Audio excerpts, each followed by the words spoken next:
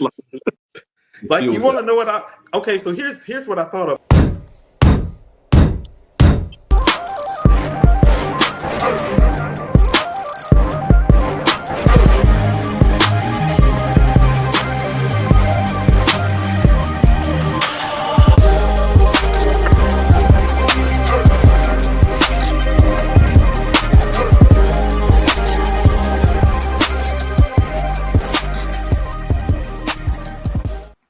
What up, people? Welcome to Hip Hop Talks. This is Coop. That's AG. That's Sean. Make sure y'all click like, share, subscribe to our tribe. It's another one. It's another day, fellas. How y'all feeling? How you doing? Good. End of the week. Finally here. Yes, blessings. Any plans this weekend? What we doing? Nah, it's good. Rainy weekend. So probably just sit in and get some rest. Had a long 8 weeks. Trying to get some rest. Been a lot of busy weekends for me as well, but I'm gonna go ahead and wish you two brothers a happy Father's Day in advance. You know, we all three are fathers, and it's Father's Day coming up this Sunday, so I want to wish you two brothers happy Father's Day. No doubt. Yeah. Happy Father's Day to you two gentlemen as well. Yeah. Good reminder. Good look. Make sure you click like, share, subscribe to our tribe. We got an excellent show lined up today, fellas. We're going to kick it off with your bar seminars. AG, tell us what you got and why. Yeah, I went with the FBJ intro off the Freddie vs. Jason collab album with Jadakiss and Fabulous. I went with Jadakiss's verse in particular.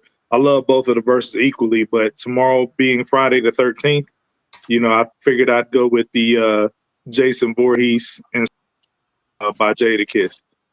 So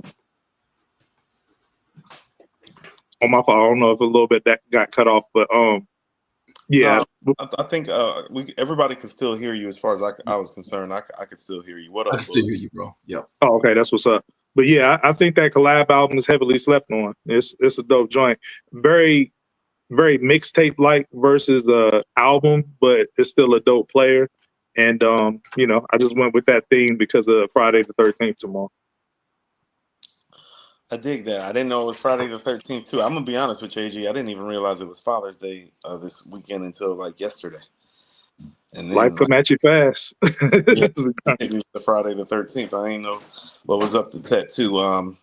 Got an early super chat, and then we're gonna get to Sean's feature. 007 with the 199 super chat to kick us off. Queens get the money. Wayne should stick to features. We're gonna get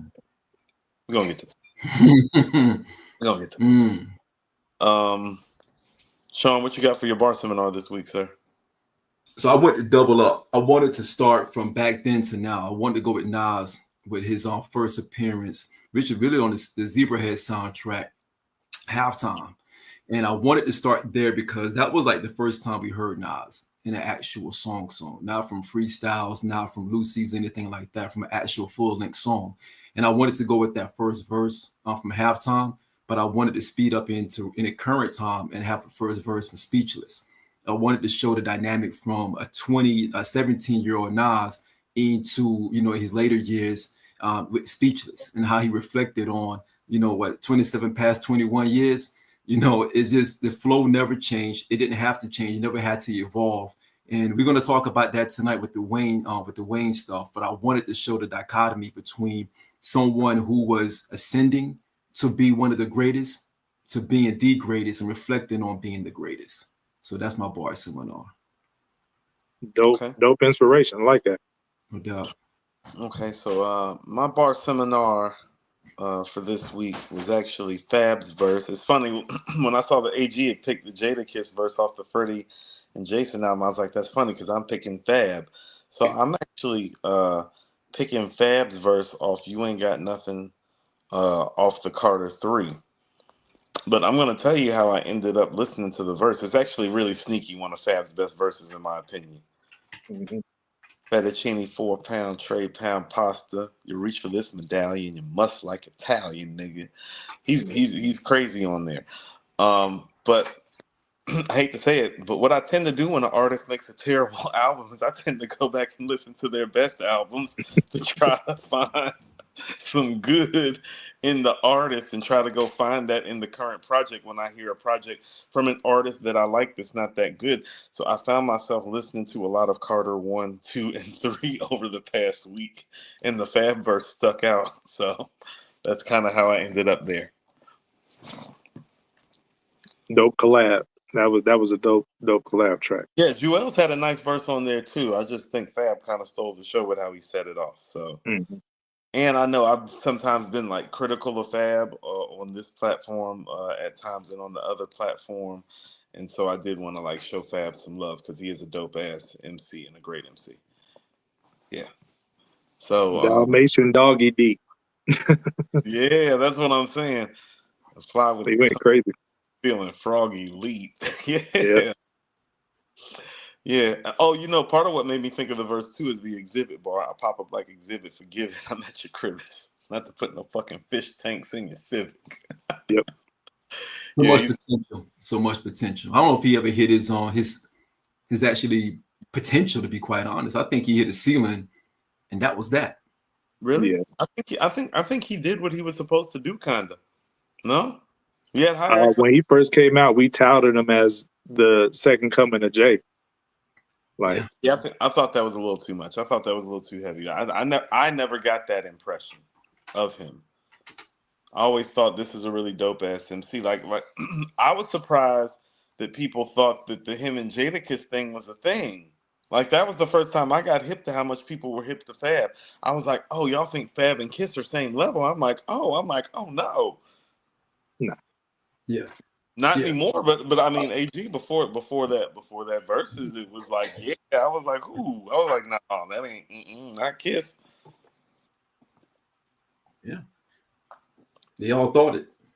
You see what happened? He got wiped up, wipe him down. Want to see a dead body? And he was drunk. It's crazy. Yeah. Like 4th of July. Yeah. Let's get to the news, fellas. We got a packed show. I think our main topic is gonna cause a lot of discourse. So I kind of want to like get through it and get to it because I think we're gonna probably end up there for a minute. Yep. All right. Yep. So in the news, we got Timbo, Young Guru, saying AI has influenced what they do. Crazy. It's crazy. I don't like what Timbaland's doing. Signing an AI artist. And Timbaland's already futuristic. Always been futuristic. Always had that next all the level. more reason not to use it. That's all the more reason not to do it. You've always been futuristic. That's always been futuristic. But it's going to take away from the quality because others are going to start doing it. And it's going to dilute the quality of what production should look like and should feel like. And what an artist should be and what an artist should not be. And he's leading the charge. And he has a large voice in hip hop. So I'm glad that Guru pushed back a little bit on that and said what he had to say. Because Young Guru is, again, he's one of those. He's one of the greatest engineers out there that we don't talk about enough. And he has a very, very good ear for music, very good ear for quality at that. And for him to push back on an OG like Timbaland, someone who's really, really, really respected in the game, I'm glad he did that because someone had to say it. Yeah. AG, what are your thoughts? Just surface level, Sean knows how I feel about the use of AI and all that stuff because I've said on the show many times. Like I remember when Drake Taylor Made Freestyle first dropped, I was against it out of the gate. You know what I mean? I was just like, yo, this is not the move. I've always maintained that, but that's surface level stuff. What I liked about Guru pushing back on Timbaland, going forward with this AI, it seemed like he was schooling Timbaland to a degree. You know what I mean? Because Guru said that he's real, a tech guy, and he's real savvy in that department. So he was telling Timbaland avenues that AI can go that even Timbaland wasn't aware of, and it seemed like Timbaland in the conversation didn't have no fear of where it can go. And I want to make one thing clear, right? And Guru said it best. You can't stop it, right? AI is here, is something that's going to happen. So it might be one of those situations where you get down or lay down, right?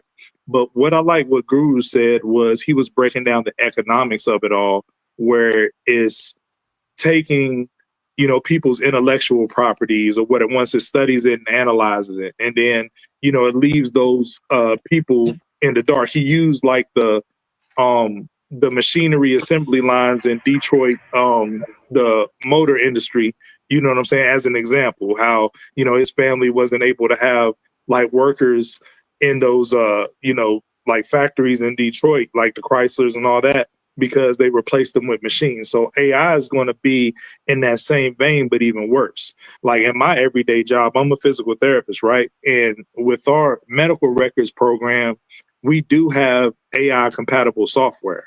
So my whole thing is like, I'd be damned if I'm going to use that and contribute to that advancing. And here's why. Because don't be the person that when it takes your position to be complaining about it, right? If you help advance it. Okay. So if I'm using it, if I'm being an advocate for it, then when it replaces me and I no longer have a job or whatever, then I can't be crying foul then because I helped it advance. You can't stop it either way. But like I said, I'm not going to put myself in that position where that I help the advancement of it. So I stay away from it. Then people will say like, oh, you still have the human element because you get to, you get to physically touch your patients. AI can't touch your patients. But if it can analyze my thought patterns and everything I do, if I just, all the data I've put into a computer and it can spit out, what I would spit to a patient, then the job is done. You know what I'm saying? So it's like, I'm not even going to give credence to that by helping that process out. And I think that's what Guru was kind of getting at with that whole thing. You can't stop it, but why is Timberland like co-signing it and helping it? He made his money, but he's going to prevent a lot of other people from making money if he advances this forward. I have a multitude of thoughts. One, it's hard for me to care at this point because it's one of those things that, well, I understand that it's happening. I do like your analysis of it from a professional level, AG, about, well, if you're going to allow yourself to be a host to the parasite,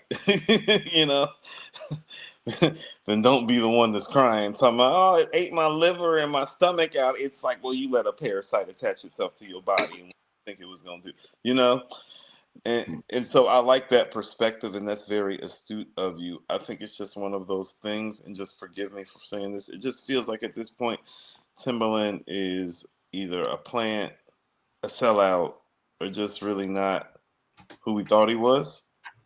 Is that fair?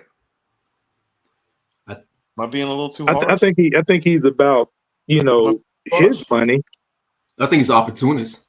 Yeah, we saw that with Versus. That's what I mean about it. But see, okay, that's when it started feeling a little planty to me. That's when I started seeing shrubs and little palm trees in the yard. It's like all types of shit in the yard now. It's like, I don't know. But like you said, his mind is always in the future, but that is not always a good thing.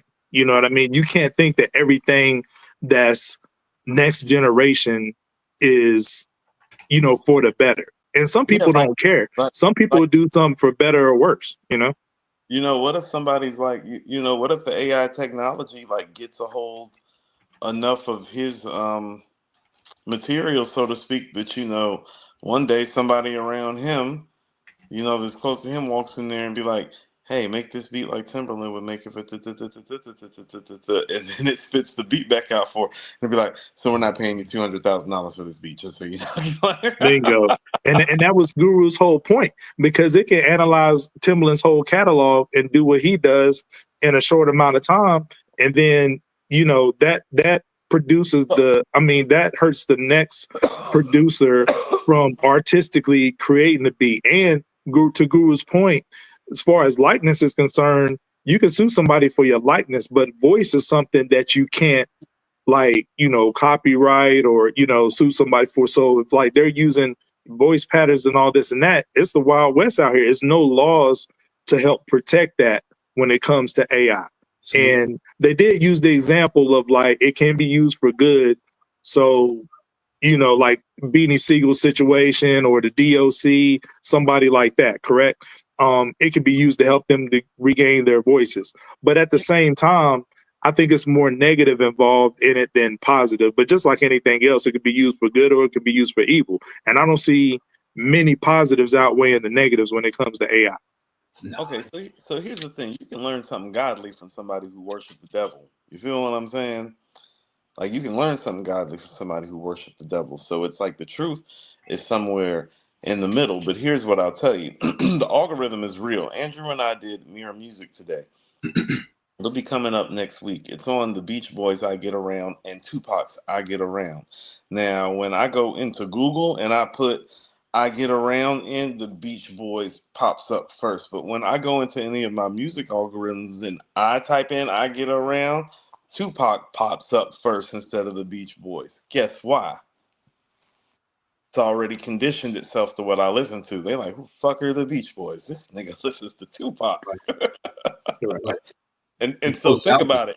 And so people need to be careful, like AG said, because it low key has already been happening. And I mentioned and referenced this point on the show how when I pull it up on my shit, it's Tupac first. But that's because the algorithm done already figured me out. Right. Yeah. And so, all right, we got a super chat, and then we're gonna run to the next piece of news. Our man with the $4.99 super chat, Peace Coop, in honor of Brian Wilson, was the hip hop equivalent to Pet Sounds. Fascinate me and Andrew were talking about this earlier. So I think Pet Sounds is very catchy and very American. And so I would have to think of an album that kind of was very catchy and kind of like had like a black hip hop American ethos. And so I think I would probably say Stankonia by Outkast would be my pick. It's really, really funky. It's really catchy. It's really memorable. It's maybe not as good as sometimes the people that say it was when it came out, maybe, you know? So I think my off the cuff thought would be Stankonia. If any of you guys, if either one of you guys has a. I can't think of anything else off the top of my head. No, same here. I would think Stankonia because of the funk of it. Right. That's Yeah. what I mean. Like really funky, really catchy. Yeah. Yeah, it's a big moment, like, you know what I mean, for like, you know, hip hop's quote unquote, or one of hip hop's most legendary groups or biggest group at the time. Yeah. So that's the one I would say. Okay, on to other news from what arguably too is hip hop's biggest group.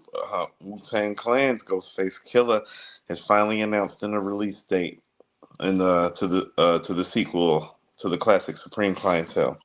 We got Supreme Clientele 2 coming out June 20th, guys. What say you? How we feeling? Excited? Worried. I'm worried. Okay. I ain't gonna lie. I like that, Sean. I like the honesty. Because y'all know how I feel about Ghost. Ghost is my number 2, my personal number 2 all time. And haven't heard anything from it, no snippet, no nothing. And to me, you are as strong as your last output until you can prove otherwise. And last year's album wasn't that great. It wasn't that great, I'll be honest. And we knew what led to Supreme Clientele. It's a very special moment.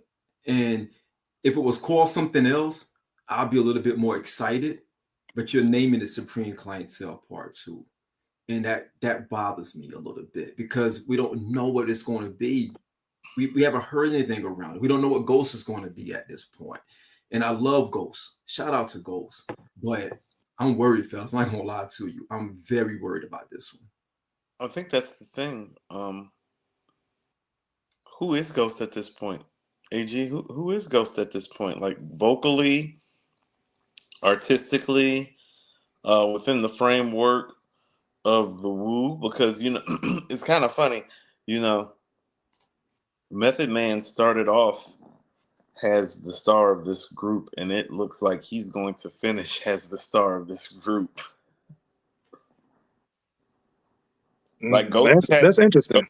Ghost has had the run in between, like it was it was Meth, it was Dirt for a brief second, and then it was back to Meth, and then it was Ray, and then it was Ghost, and it's been Ghost, but really last 5-10 years it's really been Meth again. I Like it just was Ray wish that again. Meth could translate those features. Oh, I'm sorry. Go ahead. Actually, it was Ray for a minute with the Purple Tape too that kind of had it for a minute and started Yeah. jumping on stuff.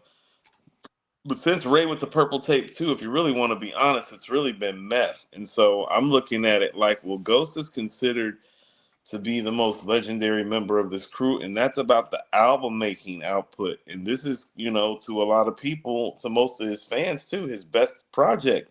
And so finally doing a sequel to his best project can be a gift and a curse, I think, potentially. Yeah. But I'm I gonna like Sean piggyback Taylor's off that, work. Coop. I'm worried too. I'm worried about where he's going to be vocally. I'm sorry to cut you off, AG. Go ahead, shoot. No, no, that's a good point about the vocals because the last album it sounded rough, literally. I piggybacking off the what I'm saying, the Supreme Clientele 2 of it all being a sequel. But to your earlier point about Method Man, I just wish that Method Man could translate those features into his own album. The features have him sound like the star every time, but when it's time to drop his own album, it I don't want to say lackluster, but it underperforms. You know what I'm saying? So I agree, but we really like when we talk about that feature king thing, we got to remind ourselves it's like, man, this dude was around about 3-4 years before Kiss popped up and has been doing more work like feature wise the last 3-4-5 years than Kiss. You know what I'm saying? So it's yeah, like he might be hip hop's feature king too. You know what I'm saying? yeah, And it's a lot of guys in that conversation. yeah, and he's one of those guys, and he's authored some of rap's best moments though too. I'll be there for you, Cream. You know what I mean? These are some seminal rap moments. Bring the Pain. These are seminal rap moments. How High. He's part of a lot of rap seminal rap moments. He's part of a lot of rap seminal rap albums via Wu-Tang Clan. He's the Yeah, front man of Wu-Tang Clan. This is only it's just how about this? If Supreme don't sound good. I mean, if 2 don't sound good, we know how Supreme sound. I'm sorry, Supreme Clientele 2 don't sound good.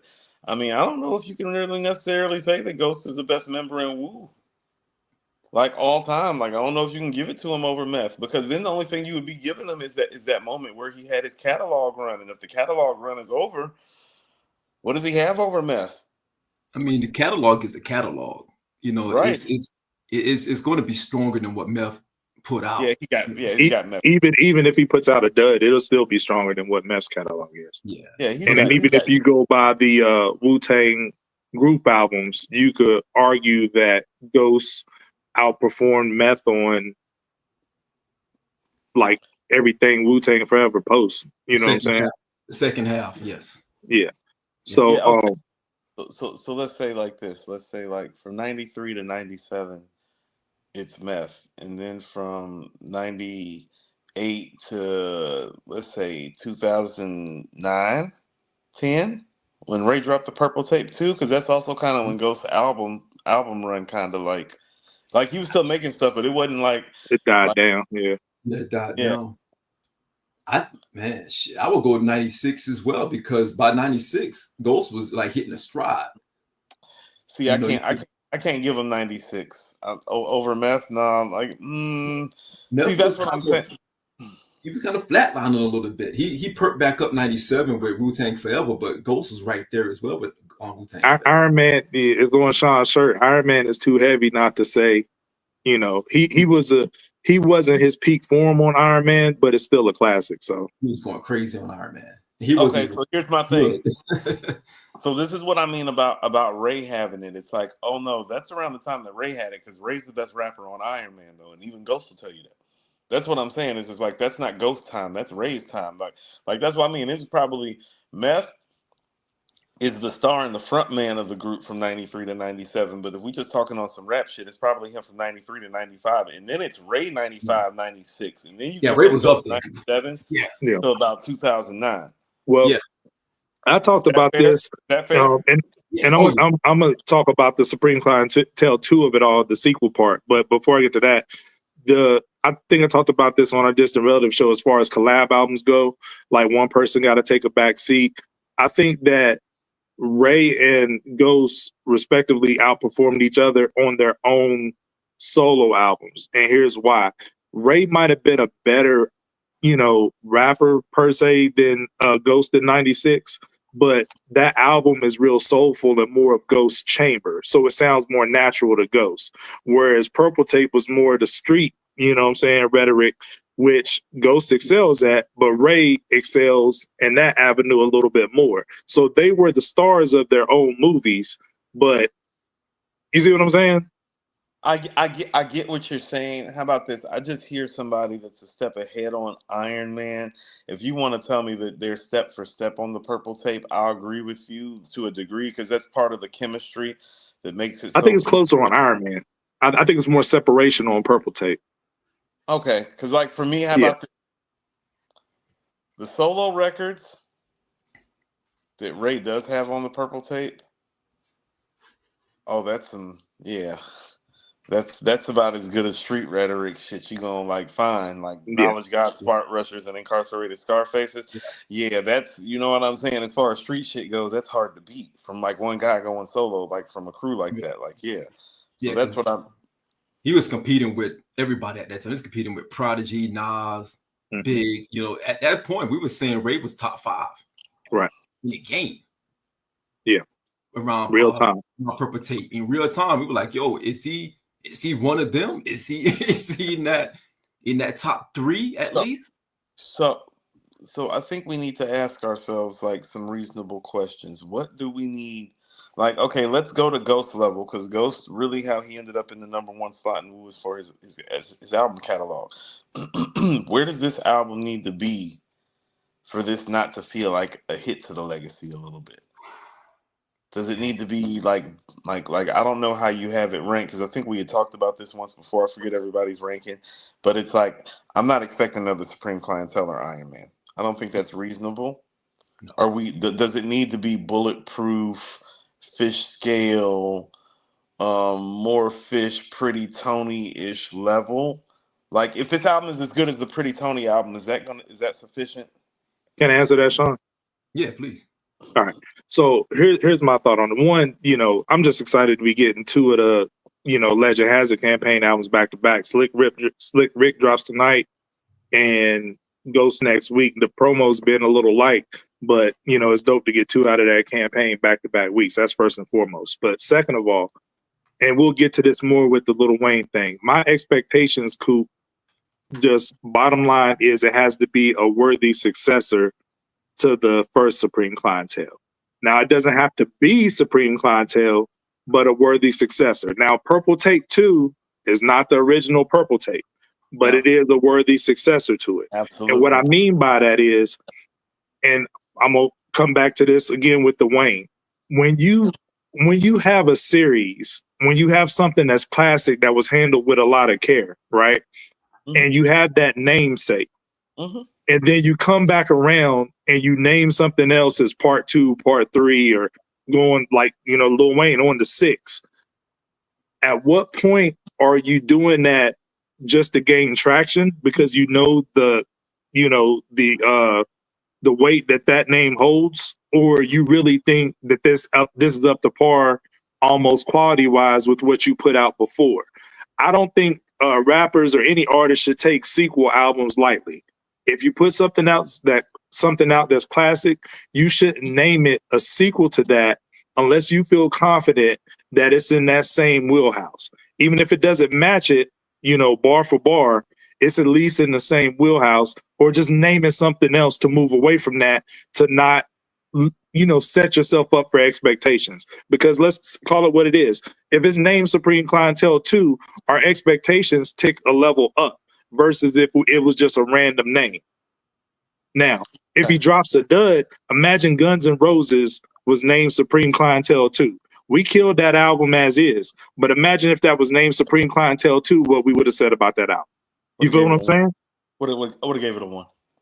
You see what I'm saying? So it's like, I don't think artists should play with that and take that lightly when they have something that's classic and the fans like hold near and dear to their hearts, and then double spin the block and say, well, this is the sequel to that or whatever. That's why I was hard on Nas's Lost Tapes too, because I don't think the quality was up to par with the first one. Now, granted, it was still unreleased tracks, but it still wasn't on par quality wise. But if you're going to have a sequel album, it at least has to have some connective thread or tissue to be named that, but it has to be a worthy successor for me.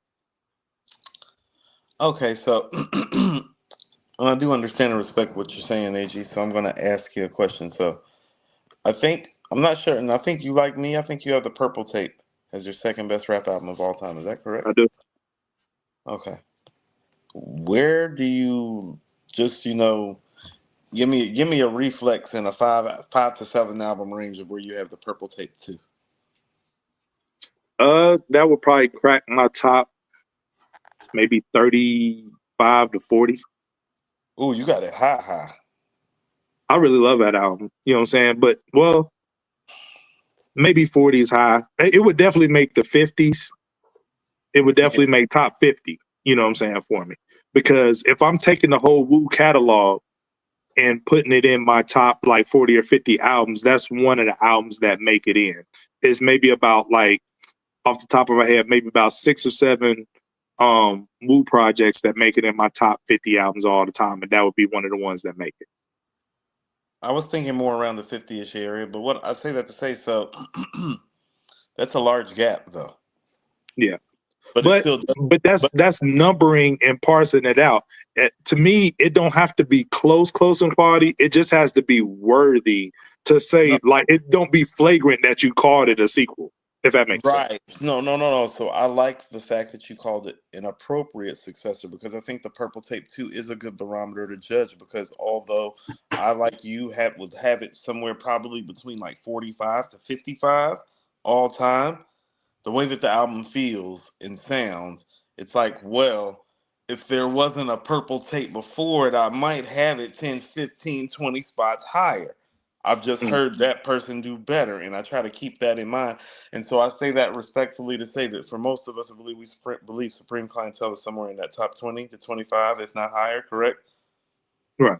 Yeah, I got it probably top 20 easily. Yeah, so if it's top 20, I think appropriate is if he makes an album that is top 60 to 70 to 75 all time. But that is also saying, for it to be appropriate, it does have to be one of the best 100 albums ever made. And think about that. That's heavier than people think. That's what I'm saying. Don't play with the name. Don't play with the name. Play with the name, and like, that's what I'm saying. It's like, oh no, Ray's follow-up is appropriate. And think about how hard it was. Think about how dope the Purple Tape 2 is, and how hard it is for Ray to crack our top 50 albums list with the Purple Tape 2. I want to ask Sean this, because you're the Ghost guy, but there was a rumor at one point in time where this album was supposed to be executive produced by Kanye. Right. And then that, Kanye did Kanye things, and then that kind of faded into obscurity. So I want to ask you, are you happy about that, or were you looking forward to that? I was looking forward to it, because Kanye took Supreme Clientele, the original Supreme Clientele, and made the blueprint off of that. That's a good point.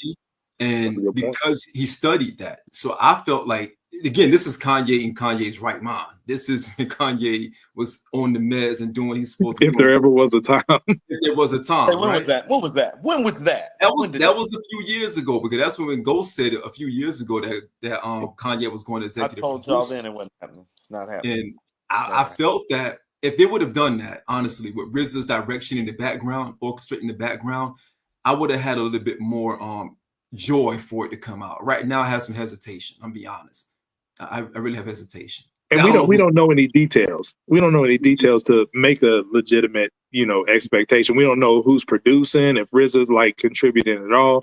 We don't know anything. All I know is what the name of the album is, and I get offended when rappers play with the name of something that they put out that was classic. Exactly. Mighty Ghostface. We will see how it goes. Please, Ghost, don't do this. Yo, we got on some super chats. Cool. Thanks for the money, people. Ill Magic. Have you guys watched E40's Tiny Desk performance? Yes, I have. Shout out to Cody. I haven't. No, I didn't check that out. I haven't. Ill Magic. You know what? All right, sorry, this is a wild analogy. Just real quick. Lord Vakai 199. E40 is better than Ghost by every metric. Sean, go ahead and take it away, sir. Yo, shout out to Lord Vakai. I saw you on your comments on our channel. Yeah, shout out to Lord Vakai. That is ridiculous, but shout out to Lord Vakai. That's his opinion. Who am I to change his opinion? So shout out to All right, Lord Vakai. Moon on. I got a question real quick for the super chat before I Jermaine forget. Sorry. Johnson, 199 super chat. Lord Vakai, I want to say first of all, you're smoking rocks. Ghost, please don't come into America us. Please. Yeah. Please, Ghost, please don't come I into thought the sequel to that was dope. come into America to us. I You thought don't the sequel mean was dope. please don't come into One more America. AG, Don't one come more into super chat. America. Don't hit Okay, him, got you. RCS. I want That Haas. it was trash. I'm not gonna lie. It was trash. I thought it was good. Man. No, it Ill wasn't. Magic, $5 up in the house. One of the good examples of a good sequel is Wiz Kush and Orange Juice 2. Okay. That's AG's neck of the woods. No doubt. Listen, real quick, wild analogy that just popped in my head, but I want to ask y'all this about playing with a name. Say you were two like major prestigious gentlemen, you know what I'm saying, and then you have an illegitimate kid. Are you naming that kid Junior or the second? Am I pulling a Drake and hiding them till I get exposed? I'm just saying, like, don't play with the name. Like, you know what I'm saying? Are you giving that name to, you know what I'm saying, a bastard kid? You're not. You know what I'm saying? It's a Seeing wild how I was about to, analogy, but you you get where want I'm to know coming what? from, correct? You want to know what, AG? I can't because my name means warrior of God. There's literally God in my name. My name means flock of God. So we got, I don't know what Sean means, but Okay. Sean mean God is actually Sean mean God is gracious. That's what Sean mean. does it Sean for real? yeah, it does. I mean God is gracious. That's I be extending grace to all of y'all all the time. Oh But man, we all Sean, got God in our name. We got to start acting better on this show. But not for real. Like y'all two, not me. Mine says no, warrior. no, My name means warrior of God. I literally do yeah. the thing. Yeah, mine is Hebrew. Mine's in the Bible. So, but what that's what I'm saying. Like, you're not going to play with your namesake on something that, you know, doesn't technically, you know, deserve it. Granted, it ain't the kid's fault in the situation that I, you know, brought up. But I'm just saying, he ain't gonna be Junior or the second. Here at Hip Hop Talks, where we say proudly, my name is my name. All right. Do say Falco with the $10 super chat. Like we seen with 6, naming the project SC2 is very dangerous. I'm already expecting mid. Well, I have a song for you. This too. Life After Death. Play a Hater. Track 6. Bang. All right. Let's go. Ghost partner in rhyme and crime. Ray is doing a Purple Take documentary. It's about to drop soon. Seen the preview, guys. Love the previews. AG, tell me your thoughts. Long overdue. That's all I'm saying. Like, and the guests, like the trailer for this is jam packed with guests, you know, sharing their thoughts on the album. And I've read a lot of articles in Source and Double XL and on blogs of the making of the album, but seeing it, you know, told from the guys that, you know, crafted it and created it is going to be a special thing. I'm really excited for it. I don't think I've been this excited for a doc since The Last Dance came out in 2020. Like, this is how heavy that doc is going to be for me. So Absolutely. looking forward to it. I can't wait. When I saw the preview, I was like, yes, that's what I want right there. I want to see that because we know the story. We've heard the story. RZA tells the best story about the making of Built for Cuban Links, and now we're getting some more commentary around it. You got Nas who's going to be on that talking about how he came into the fold, you know, being the first artist to feature on a Wu album at that time. All of those things that's going to come to play, like the aesthetic, the sound, going to Miami and recording it, what mind frame that Ray and Ghost was in, how they was able to mesh together inside the group to form another group. I'm ready for all of it. I'm ready. You know, part of what made the project special was that, one, it hit us out of nowhere. Because think about it. Like, Meth's album and Dirty's album, and I'll give both of those albums 4s for different reasons. Maybe Dirty a 4.5. But we knew after one listen that there wasn't no Enter the Wu-Tang happening with those first 2 albums. Right. when we heard the Purple tape, it actually made us question. It's like it was the first time that think about it. We were fiending for another Wu-Tang album, like another one right after. Yeah. Even after Meth albums, okay, when the next Wu-Tang album? Then after Dirty album, when the other Wu-Tang album?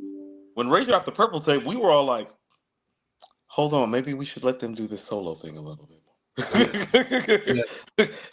Yes. more. Yes. People forget that part of the game. I know you guys forget it too. Think about it. You wanted another Wu-Tang album until the Purple tape. The Purple tape is really where their solo careers started to thrive.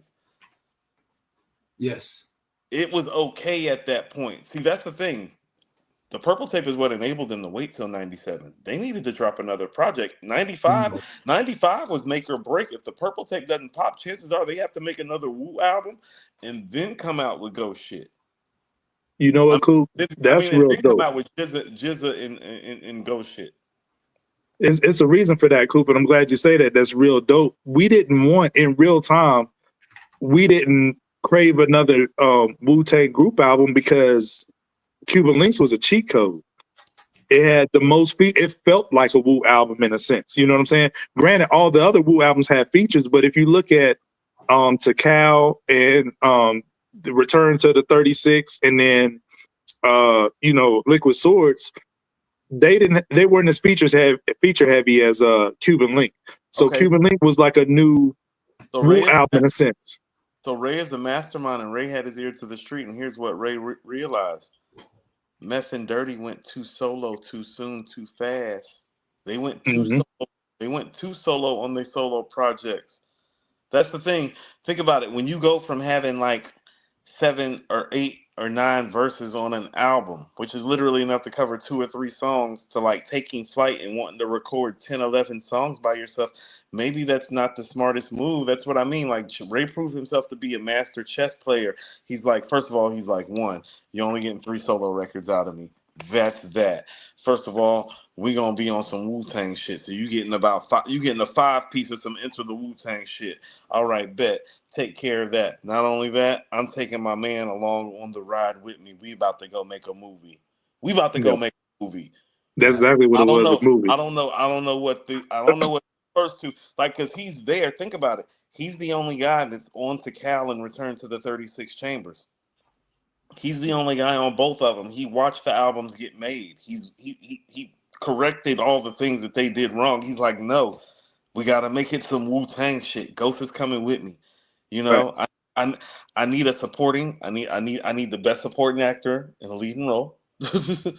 And also too, because they went too far solo into their chambers, he got the prime hip hop beats. Meth and Dirty didn't pick the rapping ass rap beats. They picked some chamber beats. That's what I'm saying. Like Shimmy Shimmy, y'all ain't no shit you rap to unless you old dirty bastard. That left shit on the table for Ray. The beats Dirty didn't pick. Yeah, and that's the thing. Speaking of a movie, Sean, always looked at Cuban Links like Civil War, Captain America Civil War. Like, you know how people talk about that being Avengers 2.5 before the next Avengers movie. So we gonna get everybody in this joint. You know, that's co-starring, literally Tony Stark's as well. You know what I'm saying? Iron Man is playing opposing Captain America in Civil War, but you got a like star-studded cast because Captain America by himself, the first movie's cool, but it's not as appealing when you bring in extra characters in to complement them. You know what I'm saying? That's why they brought extra characters in for the Winter Soldier. You got Nick Fury, you got Black Widow, you got all these characters supporting them. Then by the time you get to Civil War, which is a Captain America movie, like Purple Tape is a Raekwon album, but every song you getting, you know what I'm saying, Wu members, just like in that movie, every scene you get multiple Avengers members. So I think that was the right move in that case by RZA and the team. And to your point, Coop, I think that's why we didn't crave another Wu-Tang album after that, because it felt like we got that in real time. Yeah, let them rock. Well, here's also to some of what it was too. Okay, so these guys are from the streets. So Ray tapped into everybody's chamber with the ethos of his album.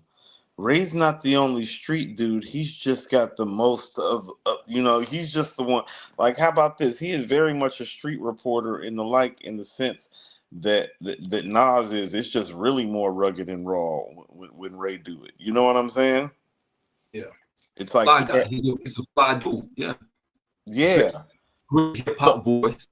So I think people forget. It's like, nah, like all them dudes is from the street.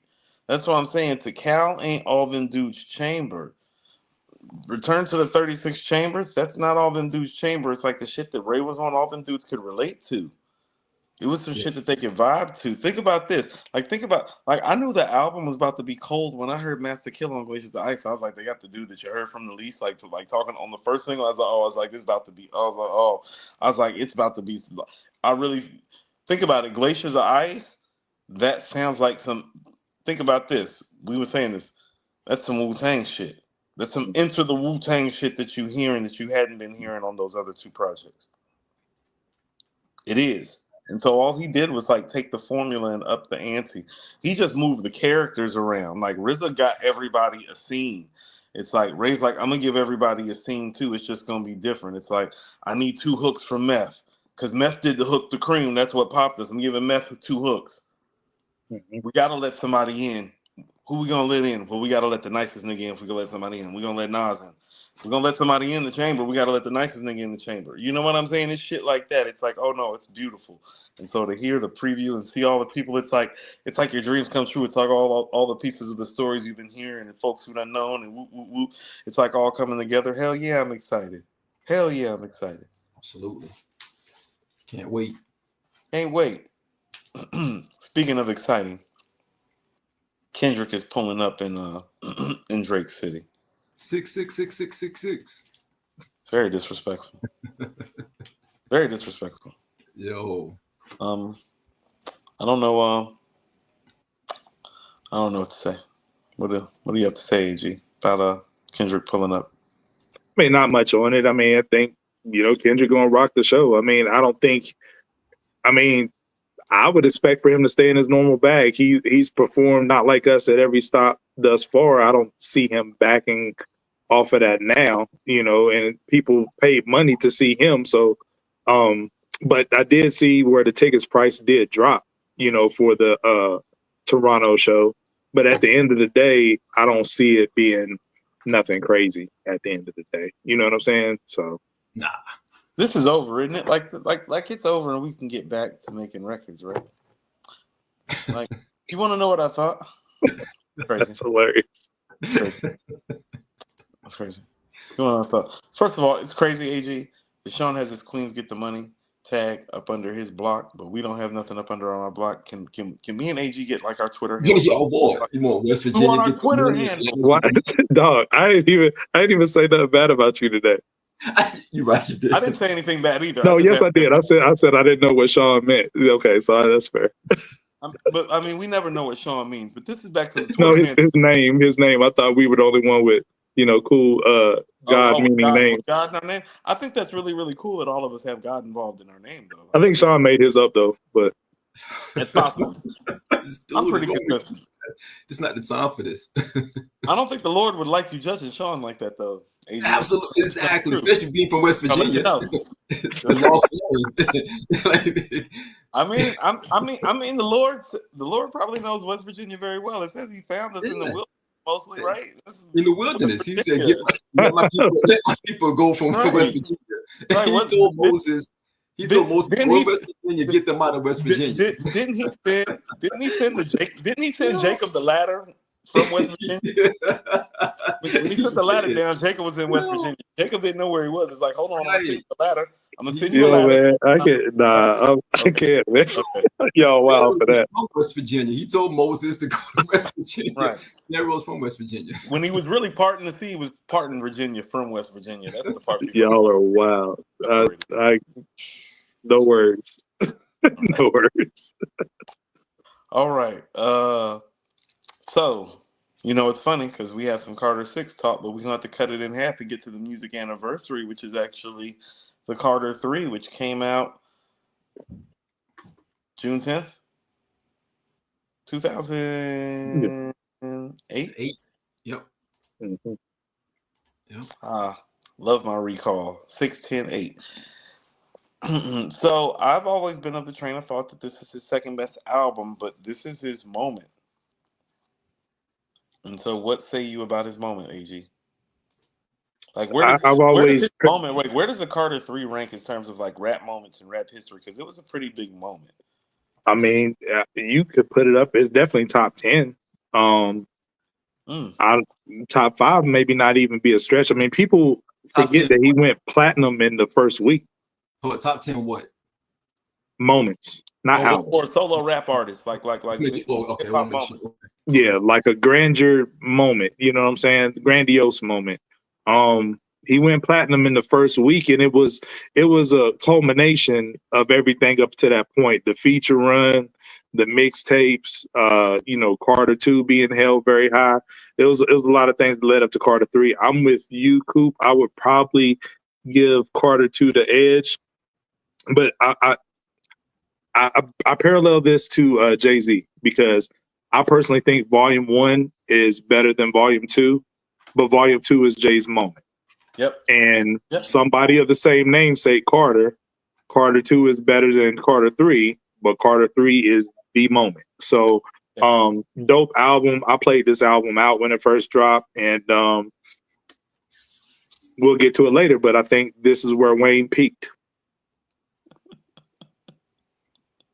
I'm sorry, Sean is wild. He just put would you ever move to West Virginia in the chat, AG? What'd he say? Would you ever move to West Virginia?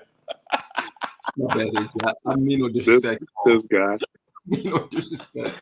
He talk about Baja, and Hold on. he got Wait, Queens that's get the money in his tag wearing the Park Hill hat. That's nasty work.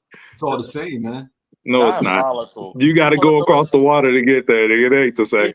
So be AG, it. we need to look up the name Sean when we get off and make sure Sean's not lying to us. I'm just asking the people, man. What do you want me to do? AG, he might be a Pharisee. We might have to hit him with a couple thumbs. Oh yeah, he definitely one of them. A Sadducee, a Pharisee, one of them.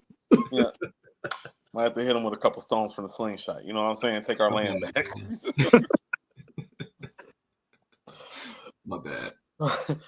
But yeah, man, this album was it. I remember it came out right before I was taking a trip to the beach, man. And I just played the album on repeat all the way to the beach. It was a dope moment, man. Like, yeah, it's definitely I don't know if I give it 5 mics on quality, but with the moment combined with it, see, that's the thing about moments. I think I said this in a Discord the other day. If a moment is attached to a 4 or a 4.5 album, a lot of times that can propel it to a 5. Right. Even if the music's not the 5. Correct. Yeah. Moment is so big. I think even so. Here's what I'll tell you. I'm with you on the moment, AG. I think the moment's top 10. I don't know if it's top 5. Some of that could be context because it's like, for me, DMX's "It's Dark and Hell is Hot" is a bigger moment. 50 Cent's "Get Rich or Die Trying" is a bigger moment. Snoop Dogg's "Doggy Style" is a bigger moment. Just Rakim in general popping up was the bigger moment. You know what I'm saying? Like Rakim with Eric B as president, followed by Paid in Full, was the bigger moment because that truly did change the landscape of. How about this? I truly think that Eric B and Rakim is the reason that the MC now is put first, because after Eric B and Rakim broke up, it was like, hold on, like if they breaking up, can we just get Rakim? That was the talk, you know. I think it should be measured on the moment be on impact, shifting everything you name shifted the culture somehow. Well, I don't know if the Carter 3 shifted the culture as much as those, but it spawned a lot of kids. Well, that's a lot of kids. I just named 4 moments, you know what I mean, that I think are bigger. I think there are a couple of more times, and that's why I would say top 10, you know. And so, like, with that being said, it's a super important album because the quality is there. This stuff's got stuff on there. Mm-hmm. Mr. Carter. Dr. Carter. Yeah, Dr. Carter. You Ain't Got Nothing on Me, La La La. Let the Beat Build is ridiculous. Kanye went crazy on that. Let the Beat Build is ridiculous. He Shoot had Me Down. variety. Yeah, he had variety on here too. You know, he had stuff like For Everybody. You know, the joint with T-Pain, Lollipop. The joint they got taken off because of I believe it was the Rolling Stone sample to Play with Fire. That joint was crazy. That was crazy. That joint was I mean, and of super course, fire. and Amelie is probably his seminal moment as a rap It is. artist. And Amelie, you know, I think Amelie is the song that we identify with him as a solo artist, and it did come at his biggest moment on his biggest album, and that is special when you do that. Like when you not only have your moment, but have your rap song moment. Like think about it. A lot of people have their rap song moment, and it's not attached to their best rap album. Like I think Nas's rap song moment has actually Made You Look. Like I don't think any songs off Illmatic are like the rap song moment. It's Made You Look. It's the quote at the beginning of the video. It's seeing him literally walk around all the boroughs. It's the fucking Apache break loop beat that Salah Remy's taking. It's how he's actually sliding on the track because he's actually sliding on the track. You know, it's different. I'm glad you bring up Nas real quick, Coop. Let me ask you this though. I'm glad you bring up Nas because I judge an album by like if we hear like the cutting room floor joints, right? Remember how we all quote Where Y'all At? And we said Hip Hop Is Dead could use Where Y'all At on the album. For me, this album is like so good. Gossip is like arguably my favorite Lil Wayne song. And it didn't make this album. That's saying something. So I feel like Gossip does make this album closer to a 5 Mic album though. I think it was on a bonus version that was released later, but to me, in real time, when Gossip wasn't on here, I was like, it's still good even without it. Oh, no. It's okay without it, but it was the moment where I was like, oh, no, they will put it over the top now. Musically a 5.2 is what you're saying, right? Yeah, no, I'm saying it would have improved the music of it and been like, oh, it might be closer to it. Ooh, be like, ooh. Like, but they got Gossip on there too. Like, it's one of those, it's like, you sure it's not a 5? It's like, oh, it's got Gossip on there too. It's yeah, I love Gossip. It's like, because here's what they'll tell you. It's be like, oh, well, I don't really like Lollipop or the T-Point joint. Be like, you like Gossip, though. You like Amelie. Like, you like Mr. Carter. You like, you know what I mean? You like that other shit, though. Like, you like all the talking about 2 records. Like, sometimes you got to hit somebody with so many records that it's just like, they like don't have no choice. But and monster hits like, the Mrs. Officer and, what's the joint with T-Pain? Get Money? Yeah. Yeah, that's what I mean. That's big. Mr. Officer Got Money. Ooh, Comfortable. I like Comfortable. Comfortable was a shit. Yep. Yeah, it was a vibe on there. It was a nice joint. It's not the Carter 2 to me, but it's up there. Oh, no. I hear what y'all saying. I don't disagree with y'all saying because I remember living in the moment of 2008 and Lil Wayne becoming Lil Wayne. I remember laughing at Wayne 3 or 4 years prior to all of this. You know what I mean? Like, this guy is corny. I remember like, yo, this guy is corny. And then again, Carter 3 hit and it was everywhere. I think the aesthetic of 2008 helped give the Carter 3 that lore that it had. Because the biggest thing that was going up against it was what that year was our T.I. Paper Trail. And music was very, you guys, cool. This is to you. Salute to the South, because this is when the South was really ramping up and taking over. And you had, T.I. at the forefront. You had, Wayne coming around the corner. And, again, Wayne took a kind of a New York aesthetic and placed it in the Carter 3. He did. Okay, so this is what I mean, the moment and not the album. And it might be some Atlanta shit. I prefer Paper Trail over the Carter 3. I do. Yeah, as you should. It's close. It's T.I. was really rapping on Paper Trail. That's what I mean. Okay. And it has the commercial joints too. Hold on. So Sean, thank you for saying what you're saying. So if you actually listen to the albums, and this is when people are calling Wayne the best rapper alive, T.I.'s out rapping Wayne that year on these respective albums. T.I.'s mic performance on Paper Trail, not close. I'm Illy. I took Rebel for the hell of it. Hella rich. Never have to tell us Never have to sell a brick again. Must I tell a bitch again? The bullshit I'm addressing, check, I'm on some next level shit. Never been fucked in the game, I'm celibate. Barely out my element, rarely out the ghetto with. 1 foot out and 1 foot in. Intelligent as fellas get. Listen here, be clear, let's settle this. Wow. I could He be went a bit crazy. gone 7 years, still ain't no one ahead of me. Consider it a blessing if you get to stand next to me. 5-star general, OG veteran, This cake going off. like blowing that celery, stack that cash He like went the crazy. U.S. Treasury. Every Shout out to single thing I LT. He was did talking about done this today. heavenly. He went crazy. I'm not mad at that assessment because I'm even taking King over Crazy Carter too. on Paper Trail. As you He's should. rapping crazy on Paper Trail. As you should. Yeah. And he had the cachet. He had everything around him.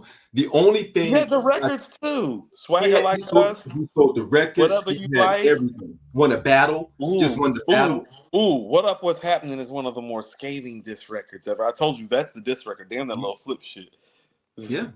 And T.I. out-rapped all of them on Swagger Like Us. Jay, Wayne, he out-rapped all of them. He's like, this is my song. I'm gonna tell you what. I've always put Paper Trail fourth in his catalog. I might be wrong because Paper Trail is holding up better than some of the other stuff. Paper Trail made me a fan. Paper Trail made me a fan. Paper Trail I got King, I got King, Urban Legend, and Paper Trail. Okay, so you don't have trap music. See, okay, so that's what I'm saying. So for people that's not from Atlanta, I think they have trap music lower. Yeah. Yeah. Right? Yeah. Yeah, not down here. No. Yeah. Absolutely not. Is trap music your one?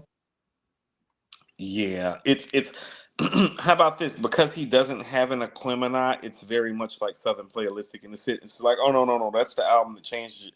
How about this? Outkast and the Dungeon Family changed everything with Southern Playalistic. T.I. changed it again with trap music. He did. So it's very much has a Southern Playalistic type impact on the city and on the South. And because because King, Paper Trail, and Urban Legend, although they are great and are classic to me, are not Aquemini though. And so because they're not Aquemini, yeah, I still have to put trap music first because it goes back to this whole thing that we're talking about with the Carter 3. It's like, oh, is he a better rapper on Paper Trail than he is on trap music? Oh, hell yeah. More but versatile. It's not the moment. The moment for T.I. is actually trap music. Like that was actually actually he's had a couple moments, but the moment for us was trap music. Like that's fair, like saying it's a regional thing because I didn't like I'm Serious at all, really. So I was late to trap music. You know what I'm saying? I wasn't checking for it like that, but it was undeniable to a point. I was like, okay, you know what I'm saying? Dude's dope. But I was still kind of lukewarm on it. How about this? He's inconsistent on I'm Serious, but y'all got to realize it's like trap music's got Rubber Band Man. Mm-hmm. It's got Let's Get Away. Mm-hmm. It's got 24s. Yeah, 24s and Rubber Band Man was the two that sold me on T.I. Those were the two records. Yeah, that's what I'm saying. It's got man got me. Yeah. Praying for and Sean gonna laugh at this. Sean gonna laugh. But when Bleak collaborated with him on Around Here, no, I'm being dead ass serious. Like when Bleak reached and collaborated with him on Around Here, I was like, okay, you know what I'm saying? I'm gonna start checking dude out some more. You know what I'm saying? Pause. But like AG, Round Here is a banger. Sean just be hating, man. That's what I'm telling you. No, how about this? I can remember. Sean, AG, I was in Greensboro and Round Here dropped. Like we played Round Here. Here. It's fire.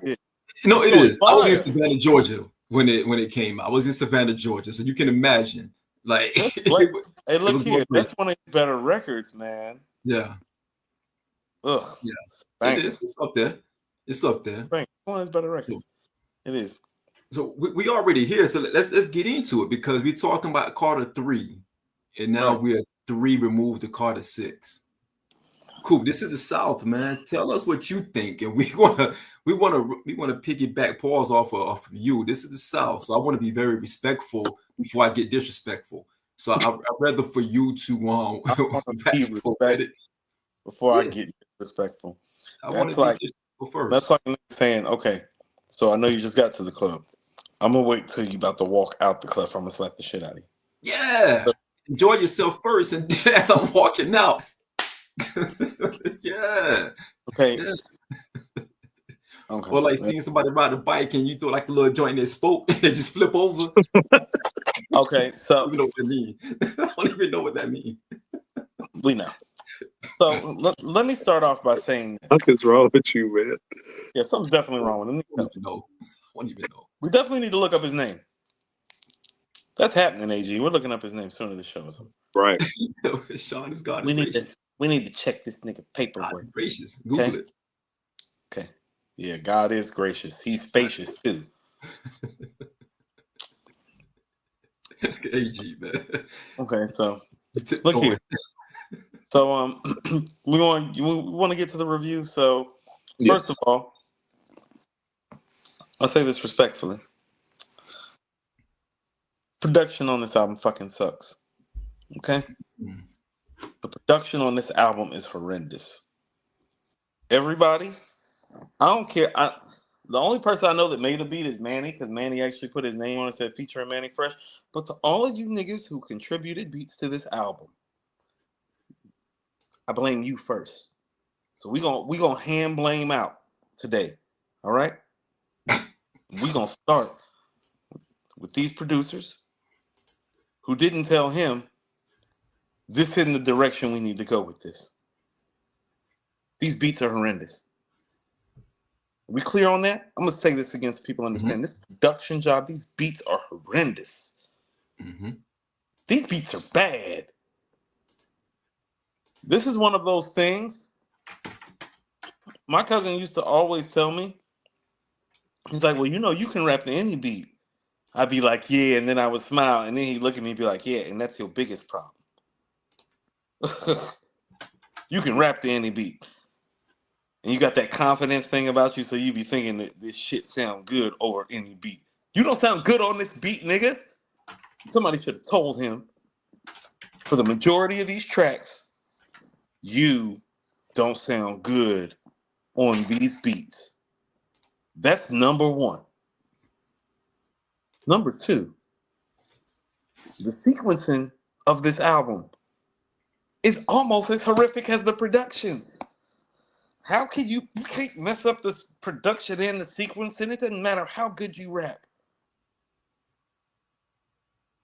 You can be, look here, you can be 88 Rakim, you can be 96 Nas, you can be 97 Big, you can be 91 Ice Cube, like you can be a lot of niggas. It does not matter if the beats are trash and your sequencing is not together, which means whoever executive produced the album is almost as much to blame as the motherfuckers handing the beats in. These niggas are whack. Mm. Last but not least, we know that this artist is disorganized. Mm. He just is. It's the way he lives his life. It's the way he makes his moves. It's the way his motion goes. It's organized chaos with this guy. I didn't realize how important Drake was until this album came out. Drake has helped keep a lot of this shit centered over the past 15 years, I would say. And his presence of not being there is evident on this album. And it's the part of this album not being good that nobody's talking about. Drake's not present in any shape, form, or fashion. Did you like any joints off the album? Yes, but I don't even know what that means, AG, because Which ones in particular did you like? like he put me in a tight ass place, like where it's like pause, where it's like okay, so the stuff that I actually think might be good has me question. Okay, so here's the thing. No, here's the thing. Not even about him being from the South. I really fuck with Fam. Me and him actually met once and like talked once and spoke once. He was actually more nice to me and kind to me and affable to me than most of these motherfucking rappers have ever been, which is crazy because I've had people. Mr. Thornton. Mr. Carter. Oh no, motherfucker! There's a list of them. Boosie, one of them niggas. Boosie did me worse than Pusha did. My niggas had to keep fucking catching a case. Like, yeah, he's about to catch. Like, Boosie was about to catch fade. I don't give a fuck what nobody say. Federal property. I'm friends with him. My homies Sneaking Wayne. Sneaking Wayne lean on the plate is wild. He's like Coop is federal property. He's like, don't do it, Coop is federal property. I was like, you're right, it's federal property. It's 20 grand for a lawyer in case you motherfuckers is wondering. But look here, I say this to say this album is so bad that when I was listening to the stuff that I thought might be good, I don't know if it's good because it's next to stuff that I know is bad. And so is it just good in relationship to what's bad? Or is it good? And at the point that you have me questioning myself, after I've been like, it's bad then. And so there's a couple joints at the beginning, like those first few joints. The joint with Big X the Plug is fire. It sounds like Big X the Plug song though. That's his song. It's very much his song. Yeah, that's his record. You can tell. That's what I'm saying. We all, like, fellas, we all relatively about the same age. We've been listening to rap for over 30 years. It's like we can tell when a nigga sent the other nigga the record and it's on his album, but we know it's that dude's record. It's like, oh, well, a couple of these records, they don't sound like his records because they not. It's too many features. When he is by himself, it's a mess. I can't stress this enough. These beats are a mess. As an MC, I'm not going to say he's at his peak or at his pinnacle. He sounds good at this stage to be going along so far as he is in the game. And I'm about to pass the microphone to you guys because I'm tired of talking about this shit because it's really about to upset me. So I'm going to say this very, very, very, very, very carefully.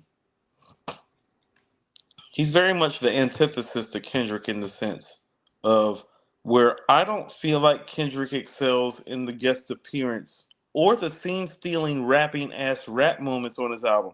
Listen to what I'm about to say. Lyrically, I still don't feel like on a song, Kendrick is spazzed the way that Wayne spazzed on 6 Foot, 7 Foot. You feel me? On an album of his where it's like, oh no, did you listen to those? Like both of those verses are rhyme of the year. Like the first verse is the rhyme of the year until he kicks the second verse, and then the second verse is the rhyme of the year. No, I don't think Kendrick got no shit like that on any of his albums. But here be the thing about it. What makes Wayne great, and people need to understand this, what makes Wayne's albums great when he is great, well, I think the Carter 2 is his best rap album. Oh, that has most of his brilliant spaz out moments on it. Like when he goes berserk on the microphone. When he does not go, and him going berserk on the microphone is the equivalent to like Barry Sanders, like spinning off of 17 people and running for 50 yards. Like that's what he'll do. You know what I'm saying? Like to give it an analogy. Well, he does that on the Carter 1 in spurts, and you can see the brilliance. Oh, he does that all over the Carter 2, and you're like, oh, this guy might be the best rapper alive, like he is saying on the record on the Carter 2. Oh, it is all over the Carter 3. It is all over the highlights of his mixtape stuff. There are sprinkles of it on the Carter 4 and Carter 5. It is no fucking where to be found on here. There is no 6 Foot, 7 Foot. There is no She Will with Drake.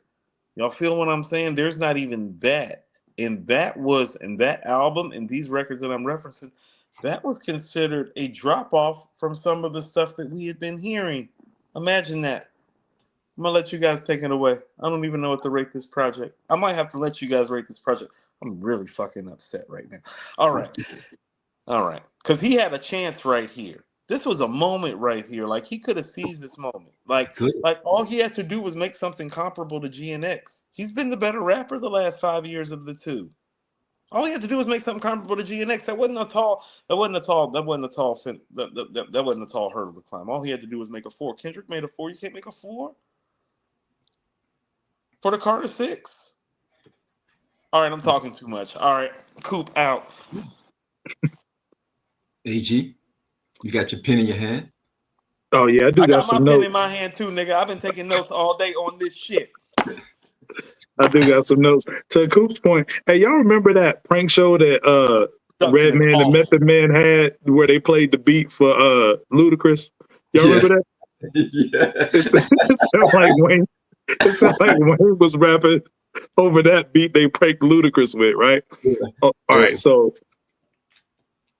you said Coop, like, why couldn't he at least put out a 4 project for the Carter 6? Like my point earlier, playing with the name, call this something else. It doesn't sound like it even belongs in the Carter pantheon. If you listen to the records, they sound more experimental, like the joints he do on I'm Not a Human Being series, or the rock joints in the Rebirth series. Call it that, because this is not worthy of being called the Carter. So You know that's what it is? one. Hold on, AG, real quick. You know what he tried to do? He tried to do like late registration on some John Bryan shit. It didn't work. The shit is terrible. Keep Oh going. no, that's nah, That's that's what I not mean. even Like close. sound wise, he tried to go for that like rock Yeah. star. I'm a big rock star escape. Like, Yeah.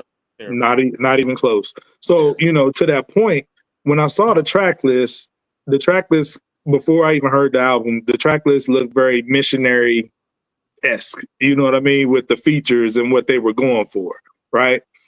And then when I hit play, my initial thought going through the album was, I hate it, but the white pop rock audience will love it. That was my initial thought. No, but then I was wrong, because I talked to over the past week, I've talked to a lot of, white pop rock fans that say, man, I checked out that Lil Wayne and it's trash. They say it's trash as well. So then my next immediate thought was the Super Bowl made the right choice to put Kendrick up there instead of Wayne. So I was like, I stand corrected on that. Yeah, but and I would say this is worse than Blockbuster. I know we had a lot of vitriol for Blockbuster. I'd say this is worse. It's not that bad. Nah, it's worse. And no, this Wayne's rapping well on here. No, Wayne has moments where he's rapping well on here. He has some witty one-liners, but what I'm tired of with Wayne, he has no substance. He hasn't grown any over the years. And I was talking to one of my friends, and he was telling me that he thinks Wayne is very tone deaf. Wayne likes to play this facade like, oh, I'm not outside, I'm in the studio, I don't know what's going on in the world, blah, blah, blah. But you had an opportunity to speak on a lot of things swirling in hip hop right now, especially you were so heartbroken by you not getting picked for the Super Bowl. Like, put that in the music. When I saw the track list and saw Band from NO, I swear I thought that's what that song was going to be about. I didn't expect to hear a terrible Band from TV beat remake and him spit Nori's verse all over again, and it don't even sound half as dope as when Nori spit it. So that was a disappointment. So Wayne out here tone deaf and not even like responding to the stuff we want him to respond to. And it also, about maybe 10 artists that are active right now garner a midnight listen from me. Everything else I'll catch the next day. I was pissed off that I stayed up and listened to this album. I was after 1 o'clock. After our show, I stayed up to midnight and tapped in, and I was pissed off about it. Very upset. That's diabolical. Because Wayne garners that attention, right? You said who executive produced this album, Coop. Guess who executive produced it? Wyclef Jean. I blame Wyclef. I blame Wyclef for Cannabis's first album being trash. Who in So Wyclef, thank you very much. You failed us again. First with Cannabis' debut album, and you failed us again with this album. All right, so let's get to some stuff I do like, right? Hold on, AG. Who? It was Wyclef Jean. Wyclef Jean. Rhymes with Sean. Jean. What in the name of cocaine? Pause if necessary. Sean. No. Stop. Nuh-uh. What in the name of cocaine made people think? What made people think that was about to be? Like Fab said, who did this? I want to talk to everybody's manager. I want to talk to everybody's manager. But I got a major point that I'm gonna get to after I talk about the 2 or 3 songs that I did like. All right. Okay. I did like Welcome to the Carter. I think that was a dope intro. I did like Bells, the remake of Rock the Bells. Well, I rock with that. I think that was pretty dope. He brought LL out on stage, for that. You shake your head, Coop, but to me, I liked it. I'm a sucker for paying homage sometimes, but he failed. He missed the mark on the NO joint, the Band from NO. I'm gonna tell you why I don't like it. No, hold on, AG. I'm gonna give you some rebuttal. I'm gonna tell you why I don't like it. Mm-hmm. Because of the rest of the album, it's gonna get lost. It's not gonna be remembered. Oh yeah, it gets real lost. It's very lost after. The That's first few like songs, track the first, 3. It gets no, the very first, lost after that. no. Them first few songs is fine, and then Yeah, the album Bells is actually like got number 3 in the track list. It gets no. real spooky after that. The Manny Fresh joint, you mentioned that, Coop. I like that. The production on that's great. The last track of the album would otherwise be good, but I felt insulted because that's a GOAT proclamation album, and I'm like, bro, you don't like proclaim that you a GOAT after we listen to that hour of BS that you know what I'm saying, put on the album? You gonna have that track last? I thought that was an insult. That didn't do nothing but piss me off. If it was earlier in the track list, I might would have rocked with it, but it pissed me off. And I was disappointed by the 2 Chainz record because the Welcome to Collard Grove 2 collab album, I thought that was a really dope project. So I thought when they collaborated on this one, on this song, that it would be dope, but it really wasn't. AG, they're fine on that record. That beat sucks. Everything sucks to me on that record. No, but here's the main point. Here's the main point I want to say about this. Then I'll pass the mic to Sean. I really think, in my heart of hearts, this is the worst effort by anybody in GOAT top 5 or top 10 conversations. I don't want to hear nothing about Nostradamus no more. I don't want to hear nothing about Kingdom Come, Magna Carta, Holy Grail no more. I don't want to hear nothing about Mr. Morale. I don't want to hear nothing about Encore or Revival or whatever that trash Eminem put out there. This album is the worst by somebody in GOAT Talk. No, you're not about to let Kendrick off the hook. No, you're not. You can't say with a straight face this is better than Mr. Morale. Stop it. Look here. Stop it, Coop. Don't even go down this road. You know it's not better.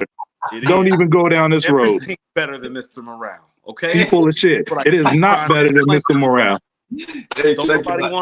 Don't nobody want to hear about your therapeutic process, nigga. No. This is not better than Mr. Morale, Coop. It is not. This is the worst album by a GOAT contender.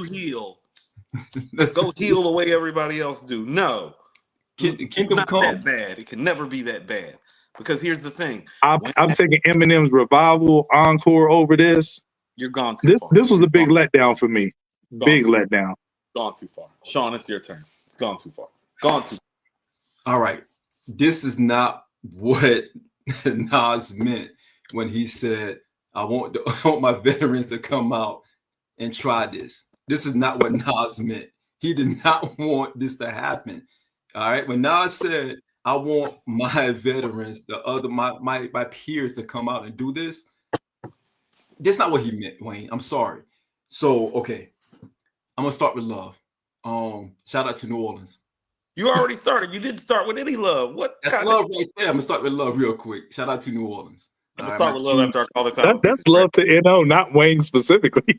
It's still love. Say something like Wayne was spitting nice beside Nas on the album that he invited people to do this on. You think this is worse than The Dogfather?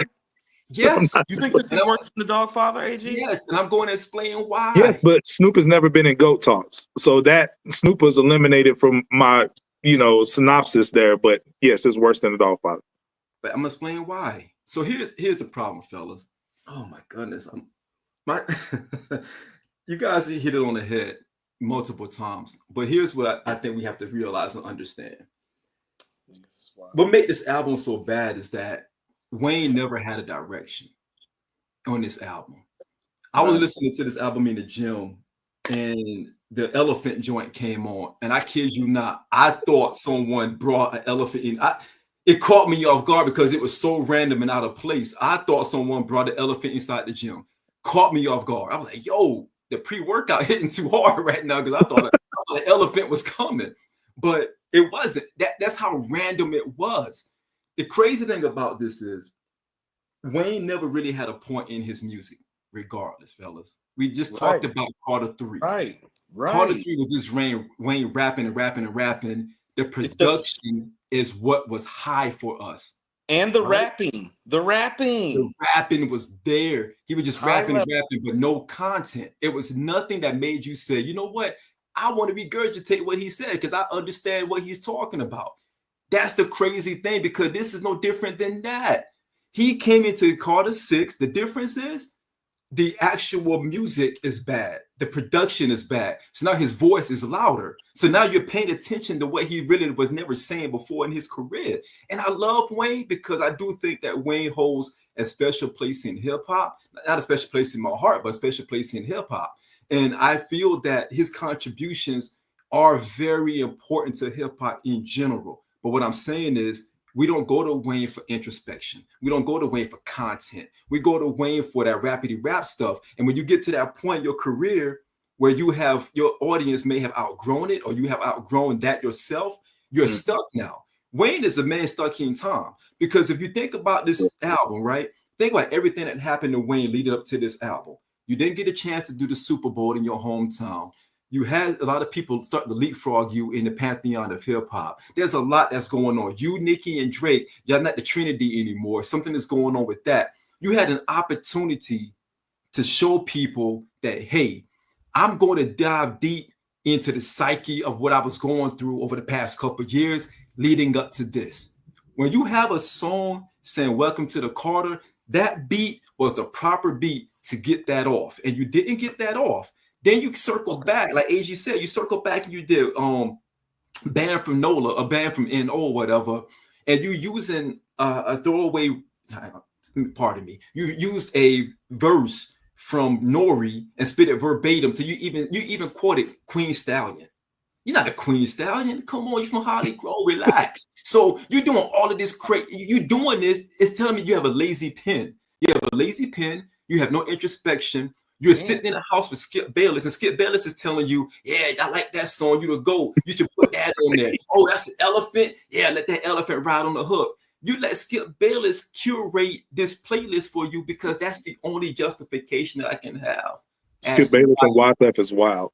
Straight up. Because that's the only justification I can have for you to put this together, because you don't have direction. And fellas, this is why it's so important to surround yourselves with right people that would tell you, like Manny Fresh is a very musical mind. I've met Manny Fresh, very musical mind.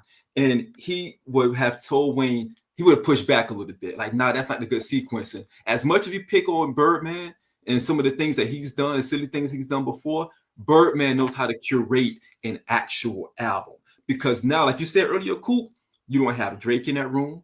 You don't have Nicki in that room. You don't have Young Money in that room. So you don't have influence and people you can lean into to help you curate a good sound and some synergy there. You have Skip Bayless in that room. You have Wyclef Jean in that room. That's not enough. That's not enough for Wayne. And I'm going to say this, my last piece. This is where I get really tight, because for a long time, we had to hear Wayne is the GOAT. People were saying, oh, he's the GOAT. He's the greatest of all time. No, I don't want to make this a New York thing. I don't want to make this a Nas thing.